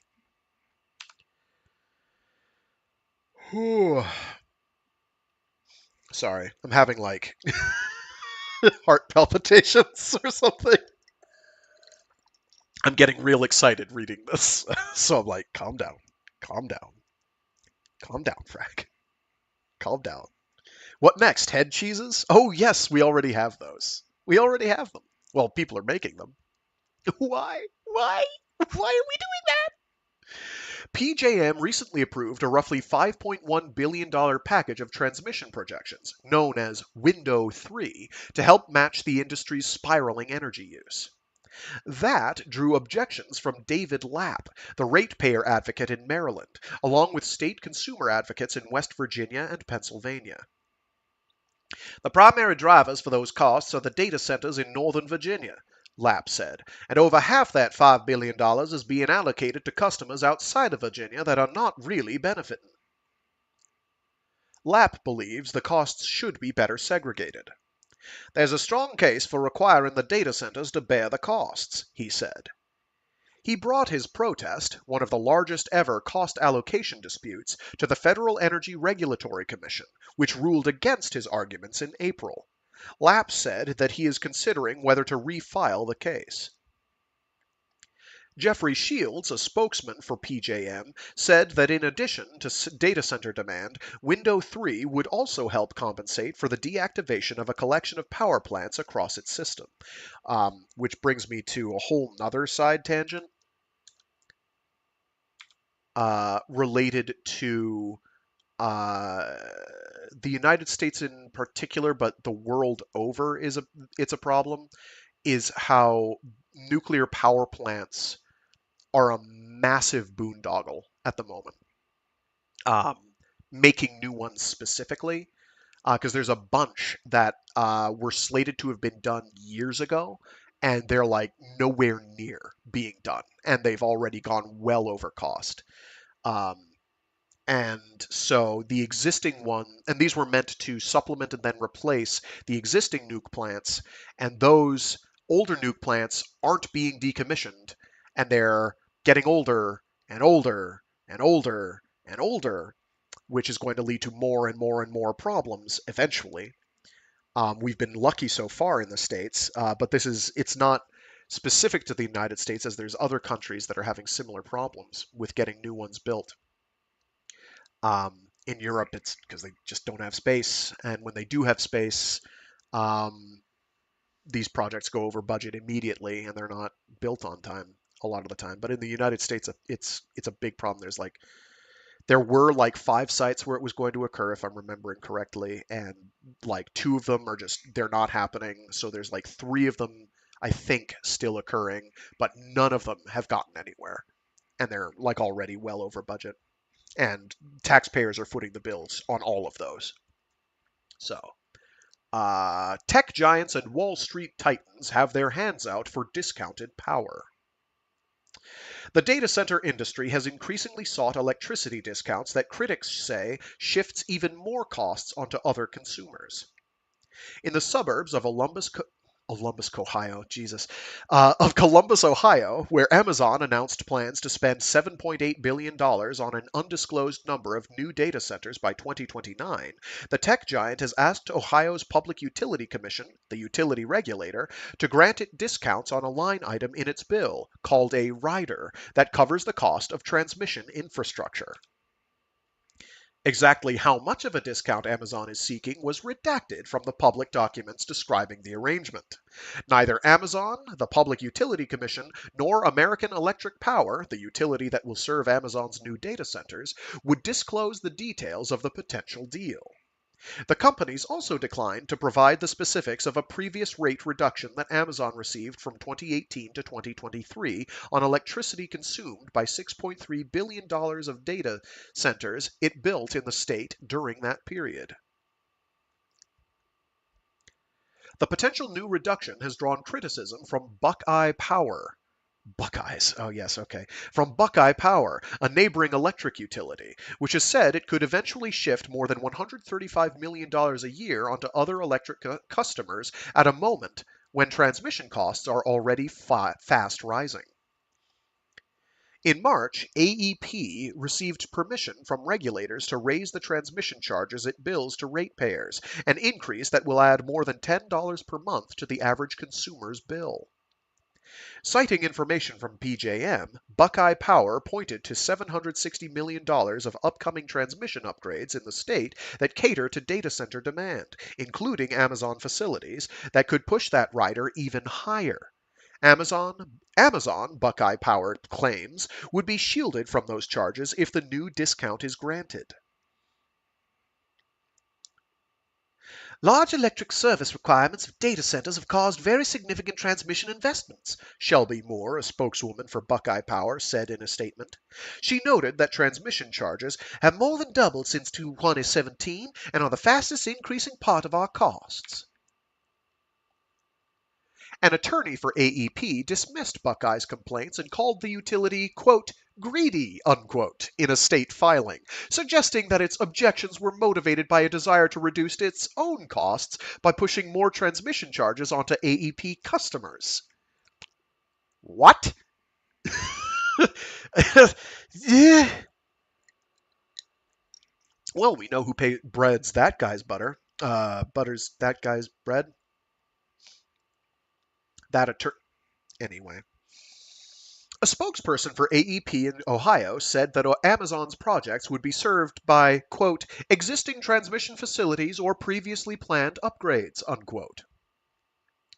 As our payments to AEP should more than cover any AWS-specific infrastructure, we don't expect any AWS costs to be passed on to other ratepayers, a spokesperson for Amazon wrote to Business Insider in an email. Other data centers have sought similar electricity breaks to what Amazon is seeking in Ohio. In October 2023, Meta received permission from Minnesota's utility regulator for a power discount at a large data center it is building in the state. QTS, a data center builder and operator owned by the alternative investment behemoth Blackstone, is planning a 160 megawatt project just east of Denver that has sought state approval for a 10-year electricity discount and an exemption from a transmission rider. Costs associated with the transmission facilities for this project and the on-site substation are borne solely by QTS, a spokesman for the company said in a statement, referring to roughly $28 million of infrastructure that QTS has pledged to pay for to power up the project. Staff from the state's utility regulator say those contributions ignore the larger costs that the new QTS data center would push onto ratepayers across the system. Exemption from the transmission rider, for instance, would come during a period when $2 billion of transmission-related charges is expected to be passed through to consumers, including new lines that will feed power to QTS.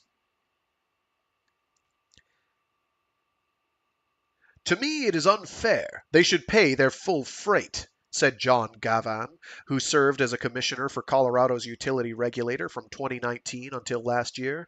Data centers are coming anyway. They don't need these incentives.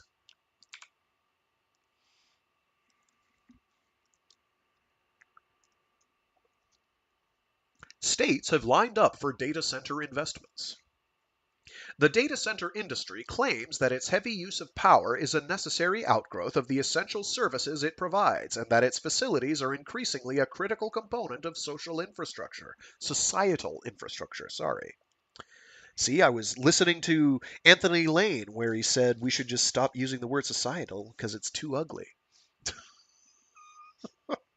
Sorry, societal lovers. Data centers host the internet, deliver the computing behind a universe of mobile apps and now artificial intelligence, and offer storage for vast reams of information such as medical records, emails, documents, and photographs. If you're listening to this after the fact, it's thanks to data centers, who are screwing people due to their electrical costs in the states where they are, or would very much like to.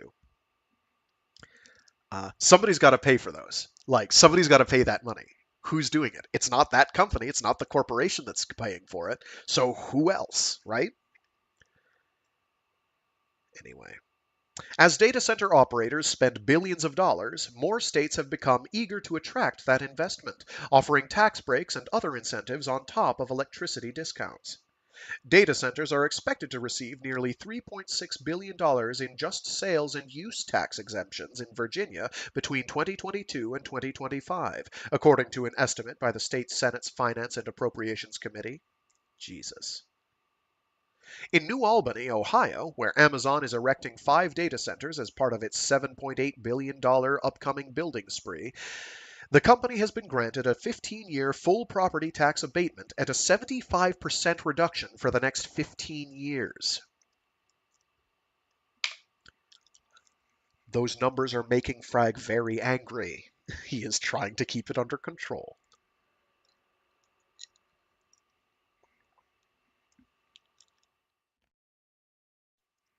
In Minnesota, where Meta is building, lawmakers have proposed expanding and extending tax breaks to the industry.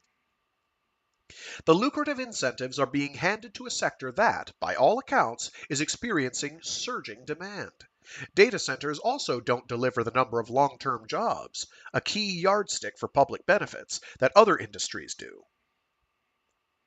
In Ohio, for instance, Intel plans to employ thousands of workers at a $20 billion, sorry, there was a line break.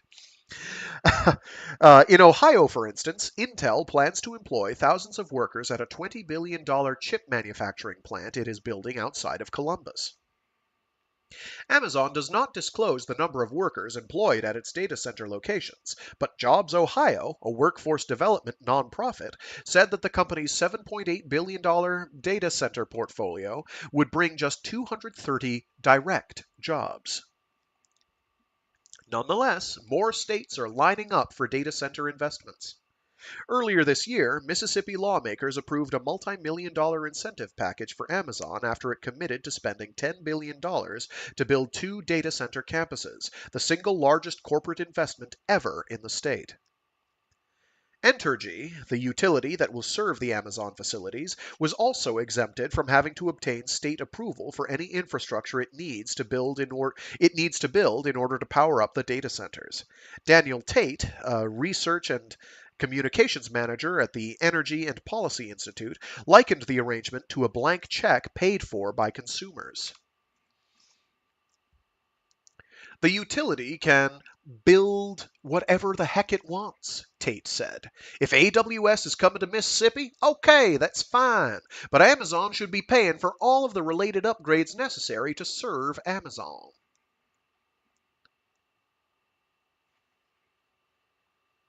Let's see. Derpy Shark says, it truly is maddening how many states line up to throw money at billionaires for the possibility of jobs. I wonder how many of these deals will end up falling apart, like the Foxconn deal in Wisconsin.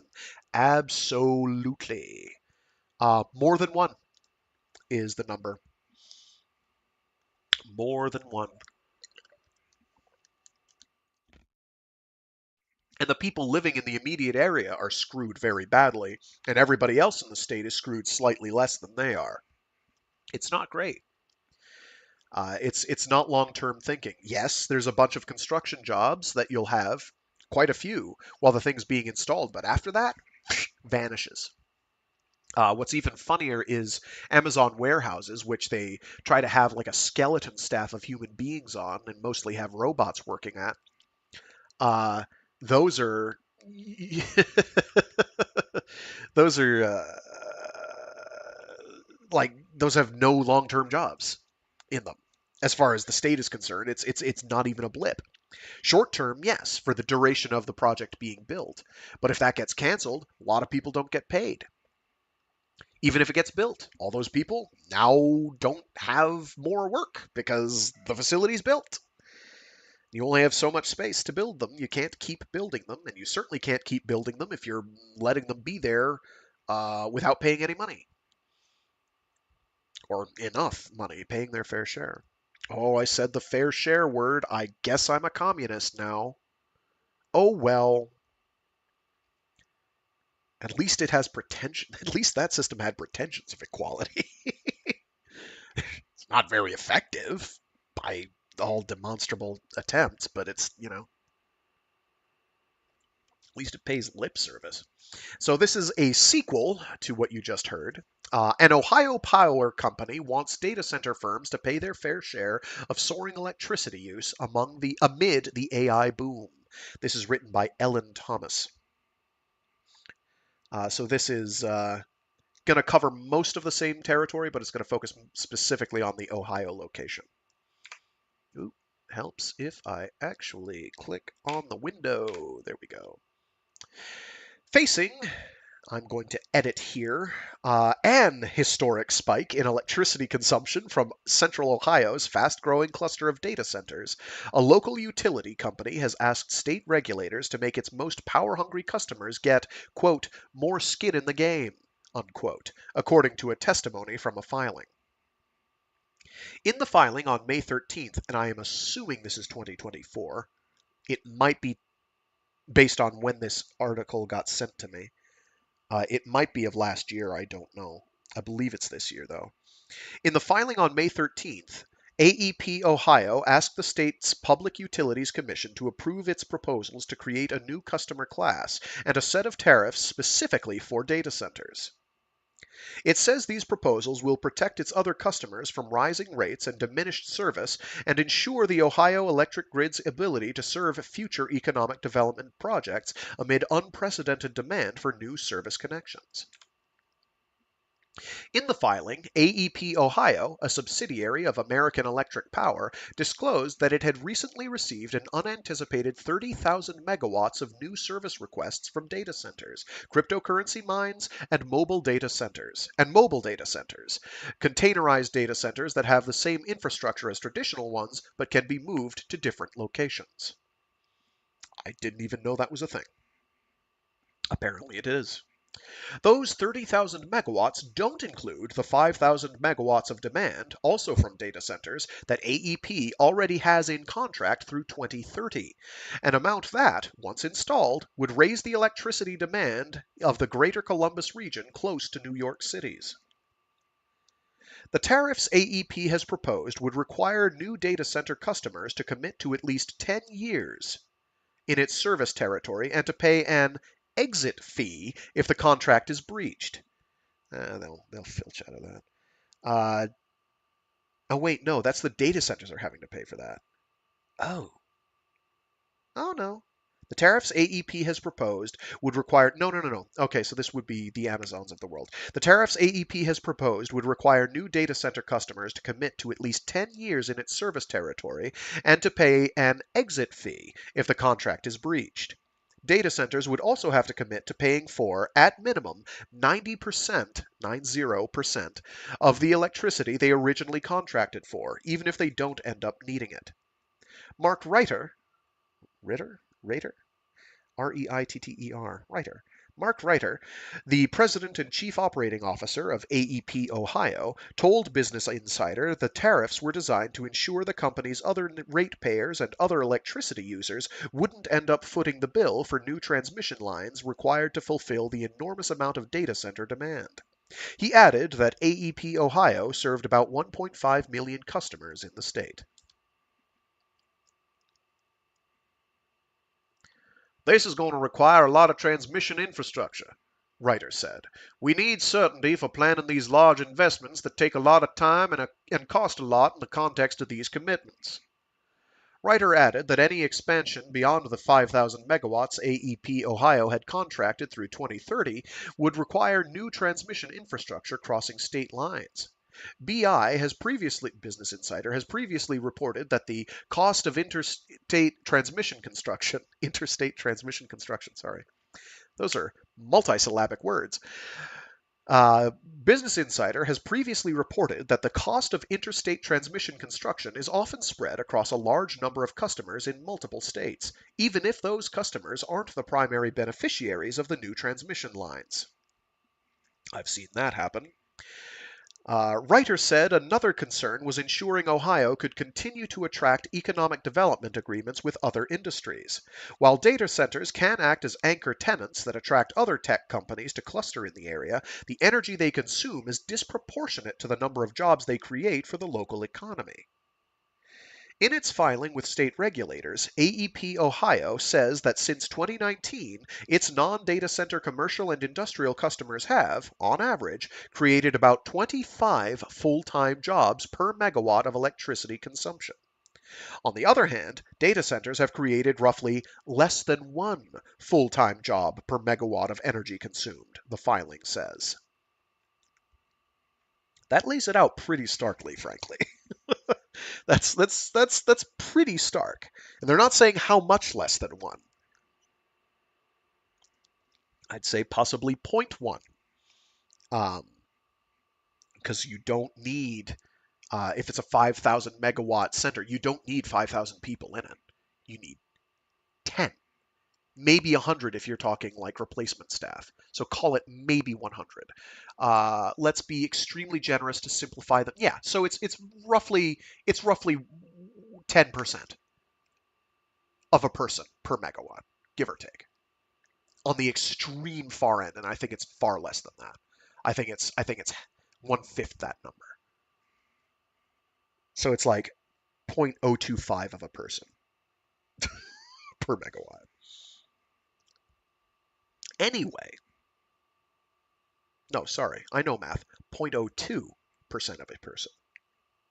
Sorry, 0.02 of a person. 2% of a person per megawatt. Whatever.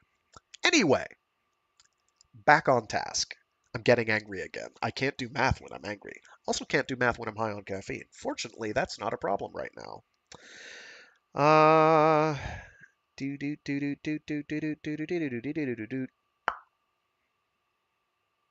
Did I skip up or past? Yes. AEP Ohio's new service queue has been paused since March while the company assesses its response to the 30,000 megawatts of requests from data centers. We believe that some of that queue is speculative, but we want the real customers and counterparties to commit to Ohio, Reiter said.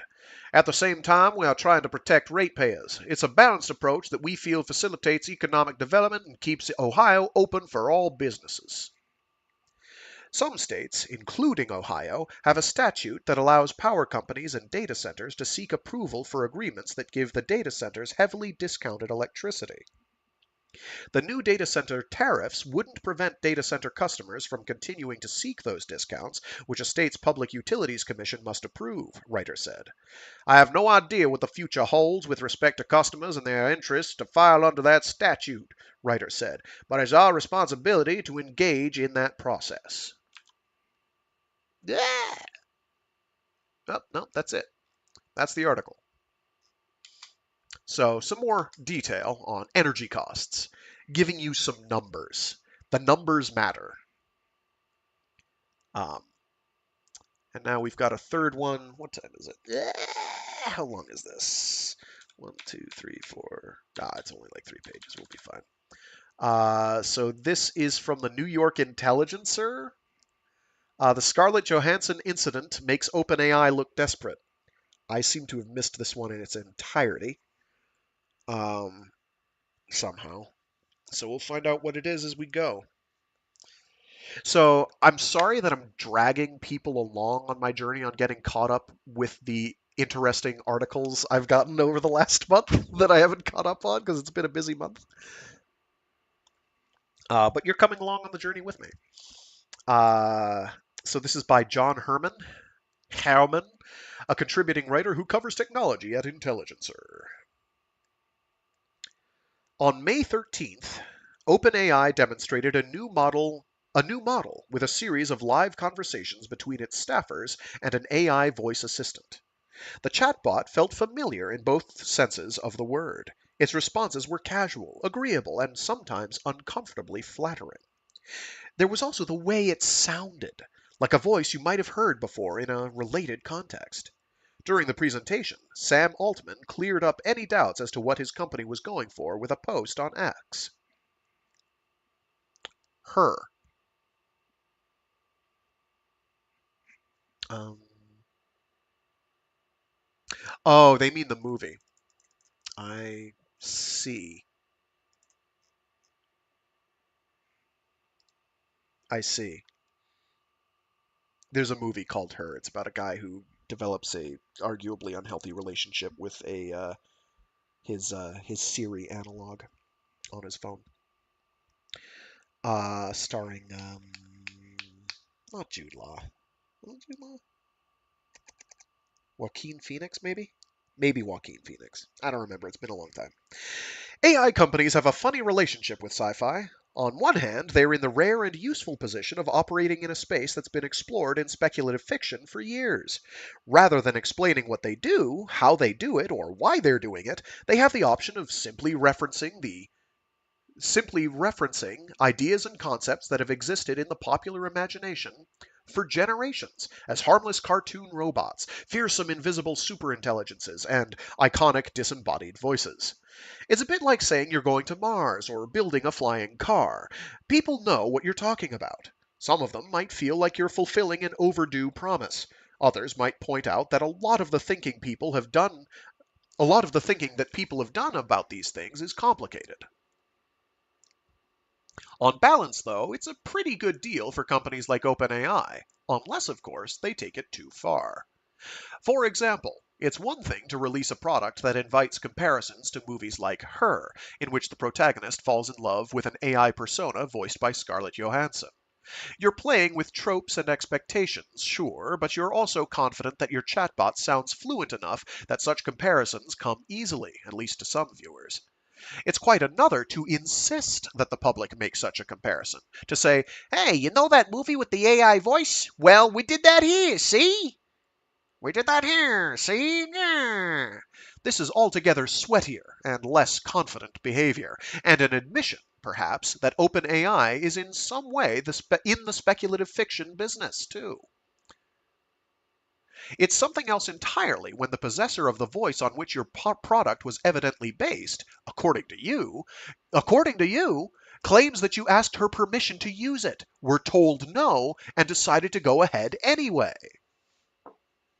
And of course, the statement has been mangled in translation. Sorry. Evidently, Scarlett Johansson was asked if they could use her voice or something very similar to her voice, and she said, "Niet." No do. And they did it anyway because fuck the rules. They have money, basically. Pardon my French. I'm so sorry. I'm so sorry. Um, Setting aside the legal questions here, such behavior would align with some of the harshest criticism of Sam Altman and OpenAI, that it's a company with little regard for the value of creative work led by a scheming, untrustworthy operator. I agree with that assessment. Based on my understanding of Sam Altman, you bet your sweet bippy. This episode also complicates the company's preferred narrative of unstoppable inevitability. You're either the company harnessing the barely controlled phenomenon of imminent self-replicating machine intelligence, leading humanity to its next technological epoch, or you're a mid-stage startup that for some reason really needs to copy that voice from that movie to market an incremental product upgrade.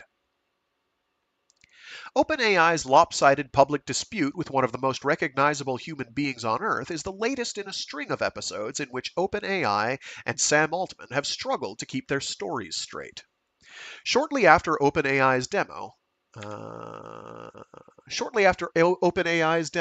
news broke that the leaders and much of the staff associated with its super alignment team, a group that was established last year and tasked with figuring out how to, quote, steer and control AI systems much smarter than us, unquote, and I've got a slew of articles on how that situation is completely beyond fucked.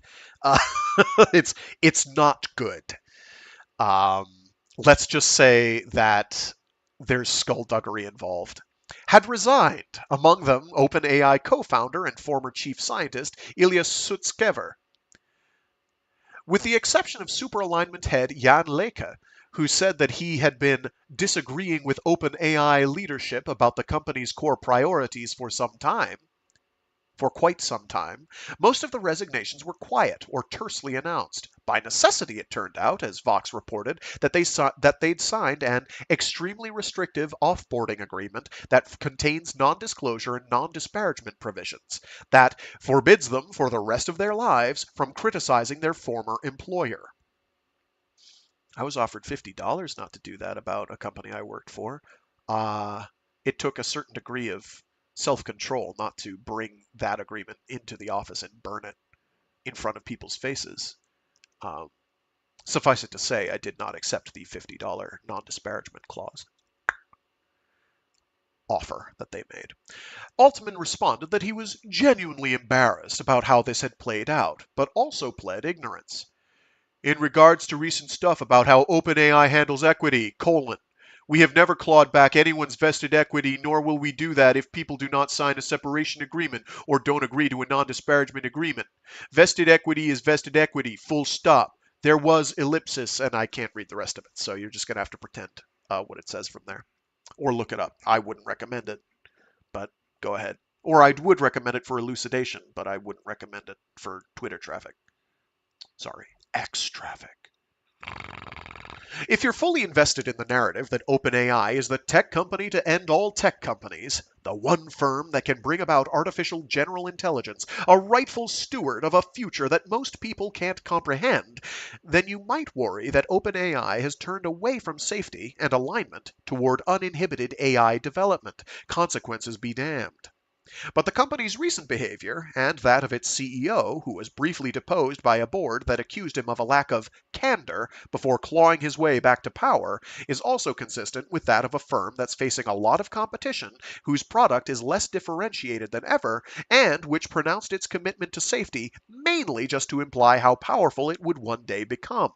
A company that has raised huge amounts of money, not just on the strength of its technology or a clearly defined business model, but with a series of grand and suspiciously familiar stories about the future, drawn from fiction of the past. And I think that's the entire article, sadly.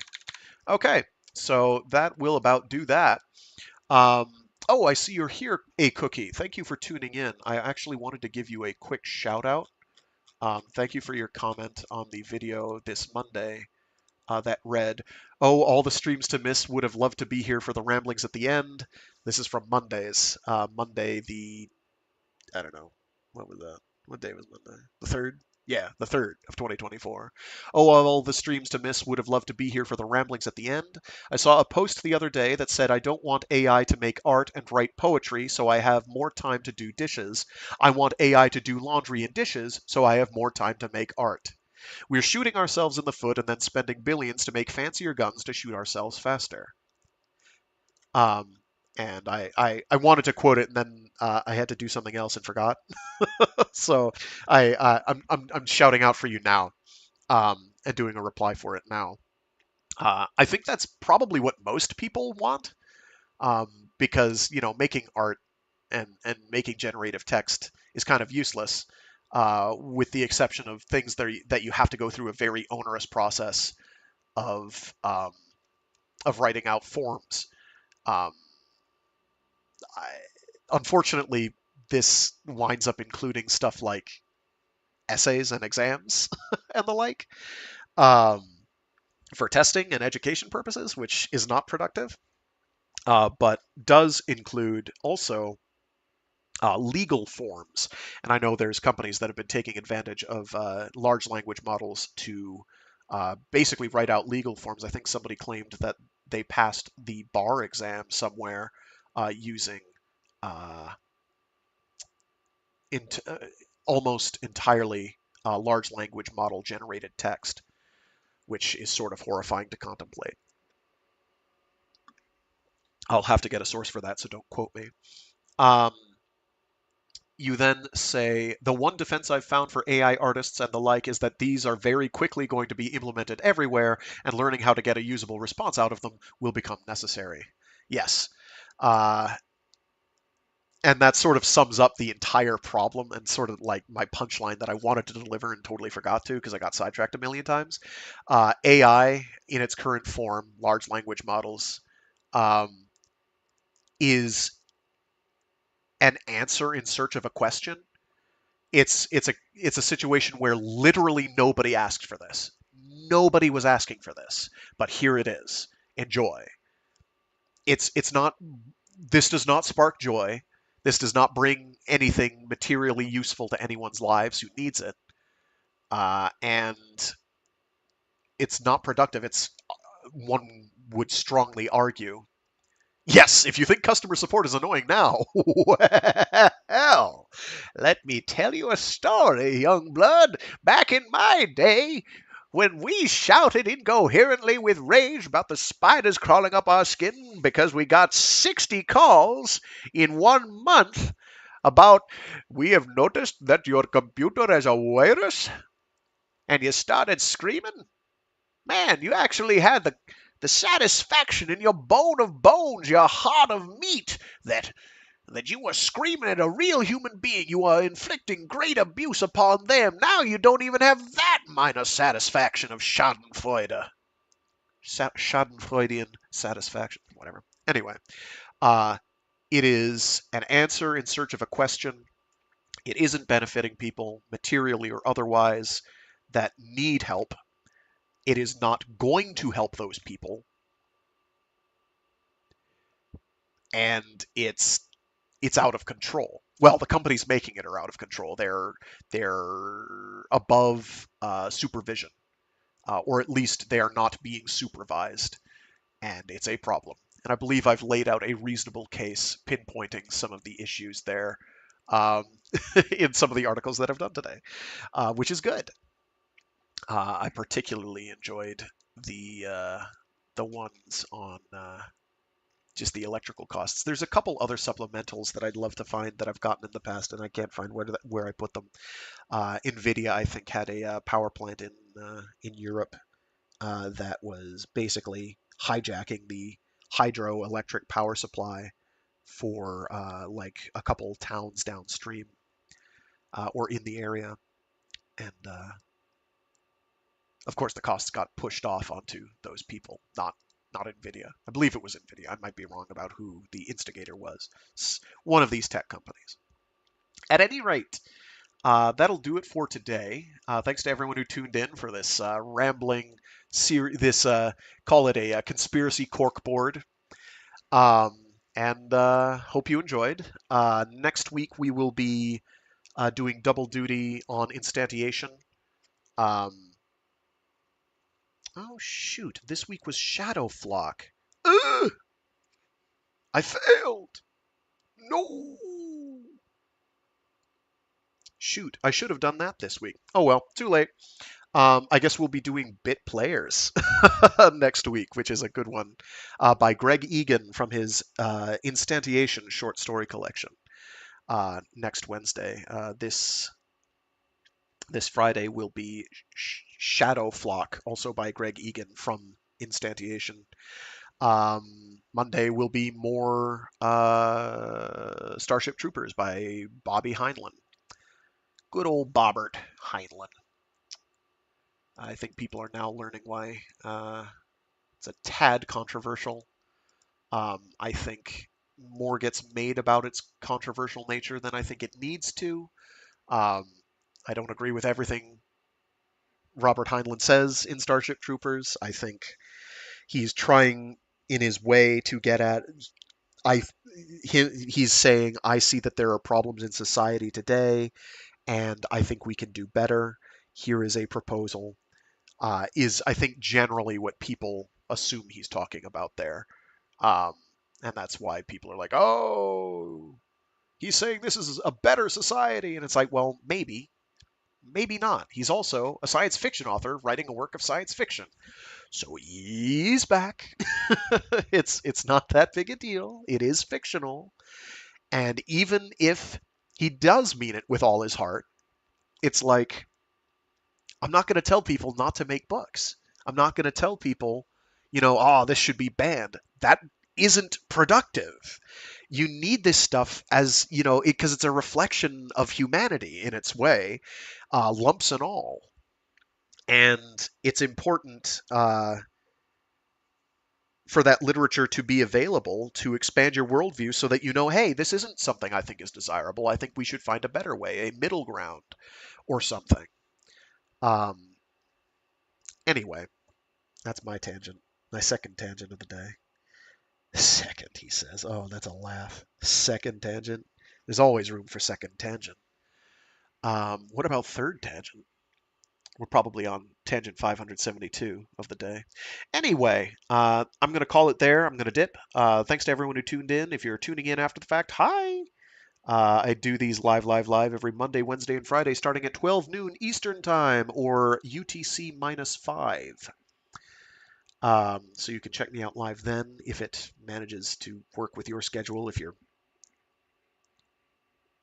you're in Oceania, it's not at all because it's like 1 in the morning there. By now, 3 in the morning, 4 in the morning. So sorry, all you fans from Ausland, Australia, and points in the southern hemisphere in that region. Sorry, in that time zone, this is not. What? Banning things you disagree with is a bad idea? Since when? I know. Free speech. Freeze Peach. Which is, I'm not going to get into the discussion of how there's this really warped perception of how free speech works. And it seems to be mostly from United States of Americans, USAians, but not exclusive to them. Related to you can say anything, and if anyone tells you, hey, that's fucked up, you shouldn't say that because it's fucked up. They say you're infringing on my free speech, and it's like, no, no, no, no, no, no. All that means is that the government can't say you can't say this. Other people can beat the shit out of you, and other than the fact that they physically beat the shit out of you, and that's assault, it doesn't free you from repercussions and consequences. It's not freedom from consequences. And there's this American exceptionalism thing that's like refuses to acknowledge consequences for actions, and it sucks because it eliminates the ability to debate things with people because nobody wants any of it. Anyway, I interrupted my spiel. If you are tuning in live for the first time, hi, sorry. You can catch all my stuff archived on the YouTube channel that should be linked in the stream description. And yeah, I meant to get everything organized this past weekend into its proper playlists for the last month. I didn't. It'll get done this week at some point, I promise. Probably Friday afternoon, knowing me. I promise it'll get done. Friday or Saturday. It'll happen. It's going to happen. Anyway, have a good one, folks.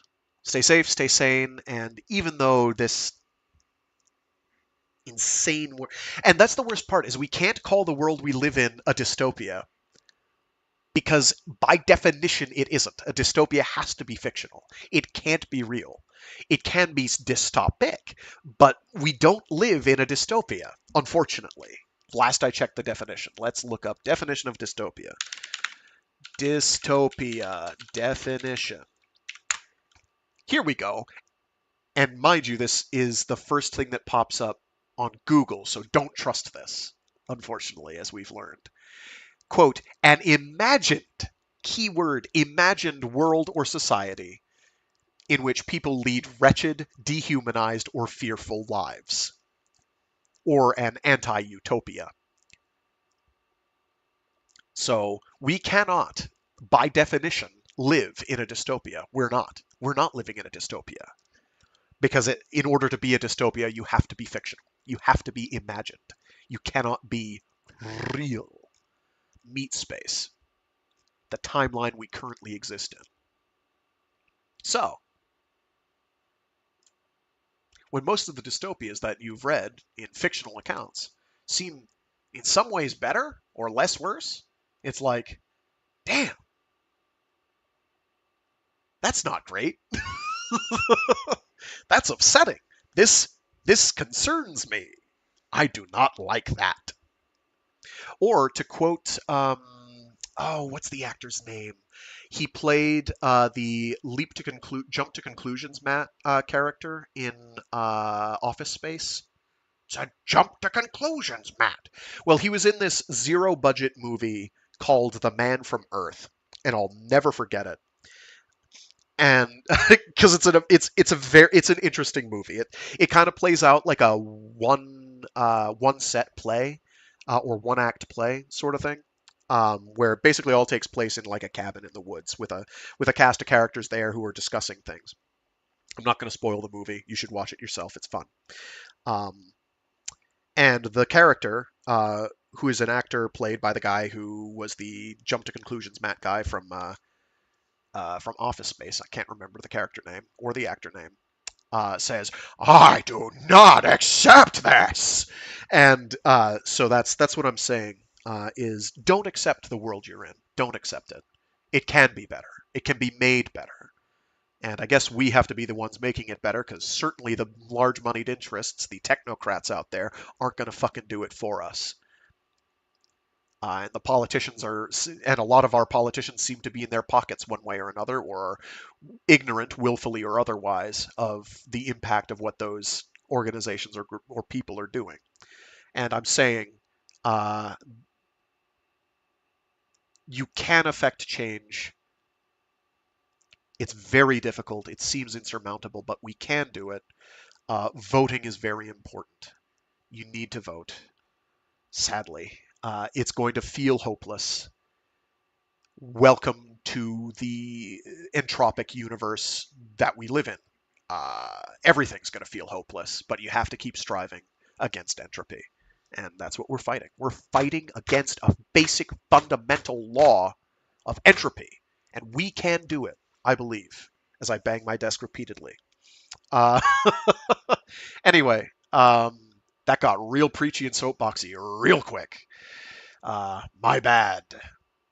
So, yeah, talk to you all later. See you all next time, and have fun. Stay sane. Sleep good. Hydrate or something. And be decent to each other. I've forgotten my entire spiel. What is my spiel? Stay safe, stay sane, and be decent to each other. That's the one. See you all later. Toodles.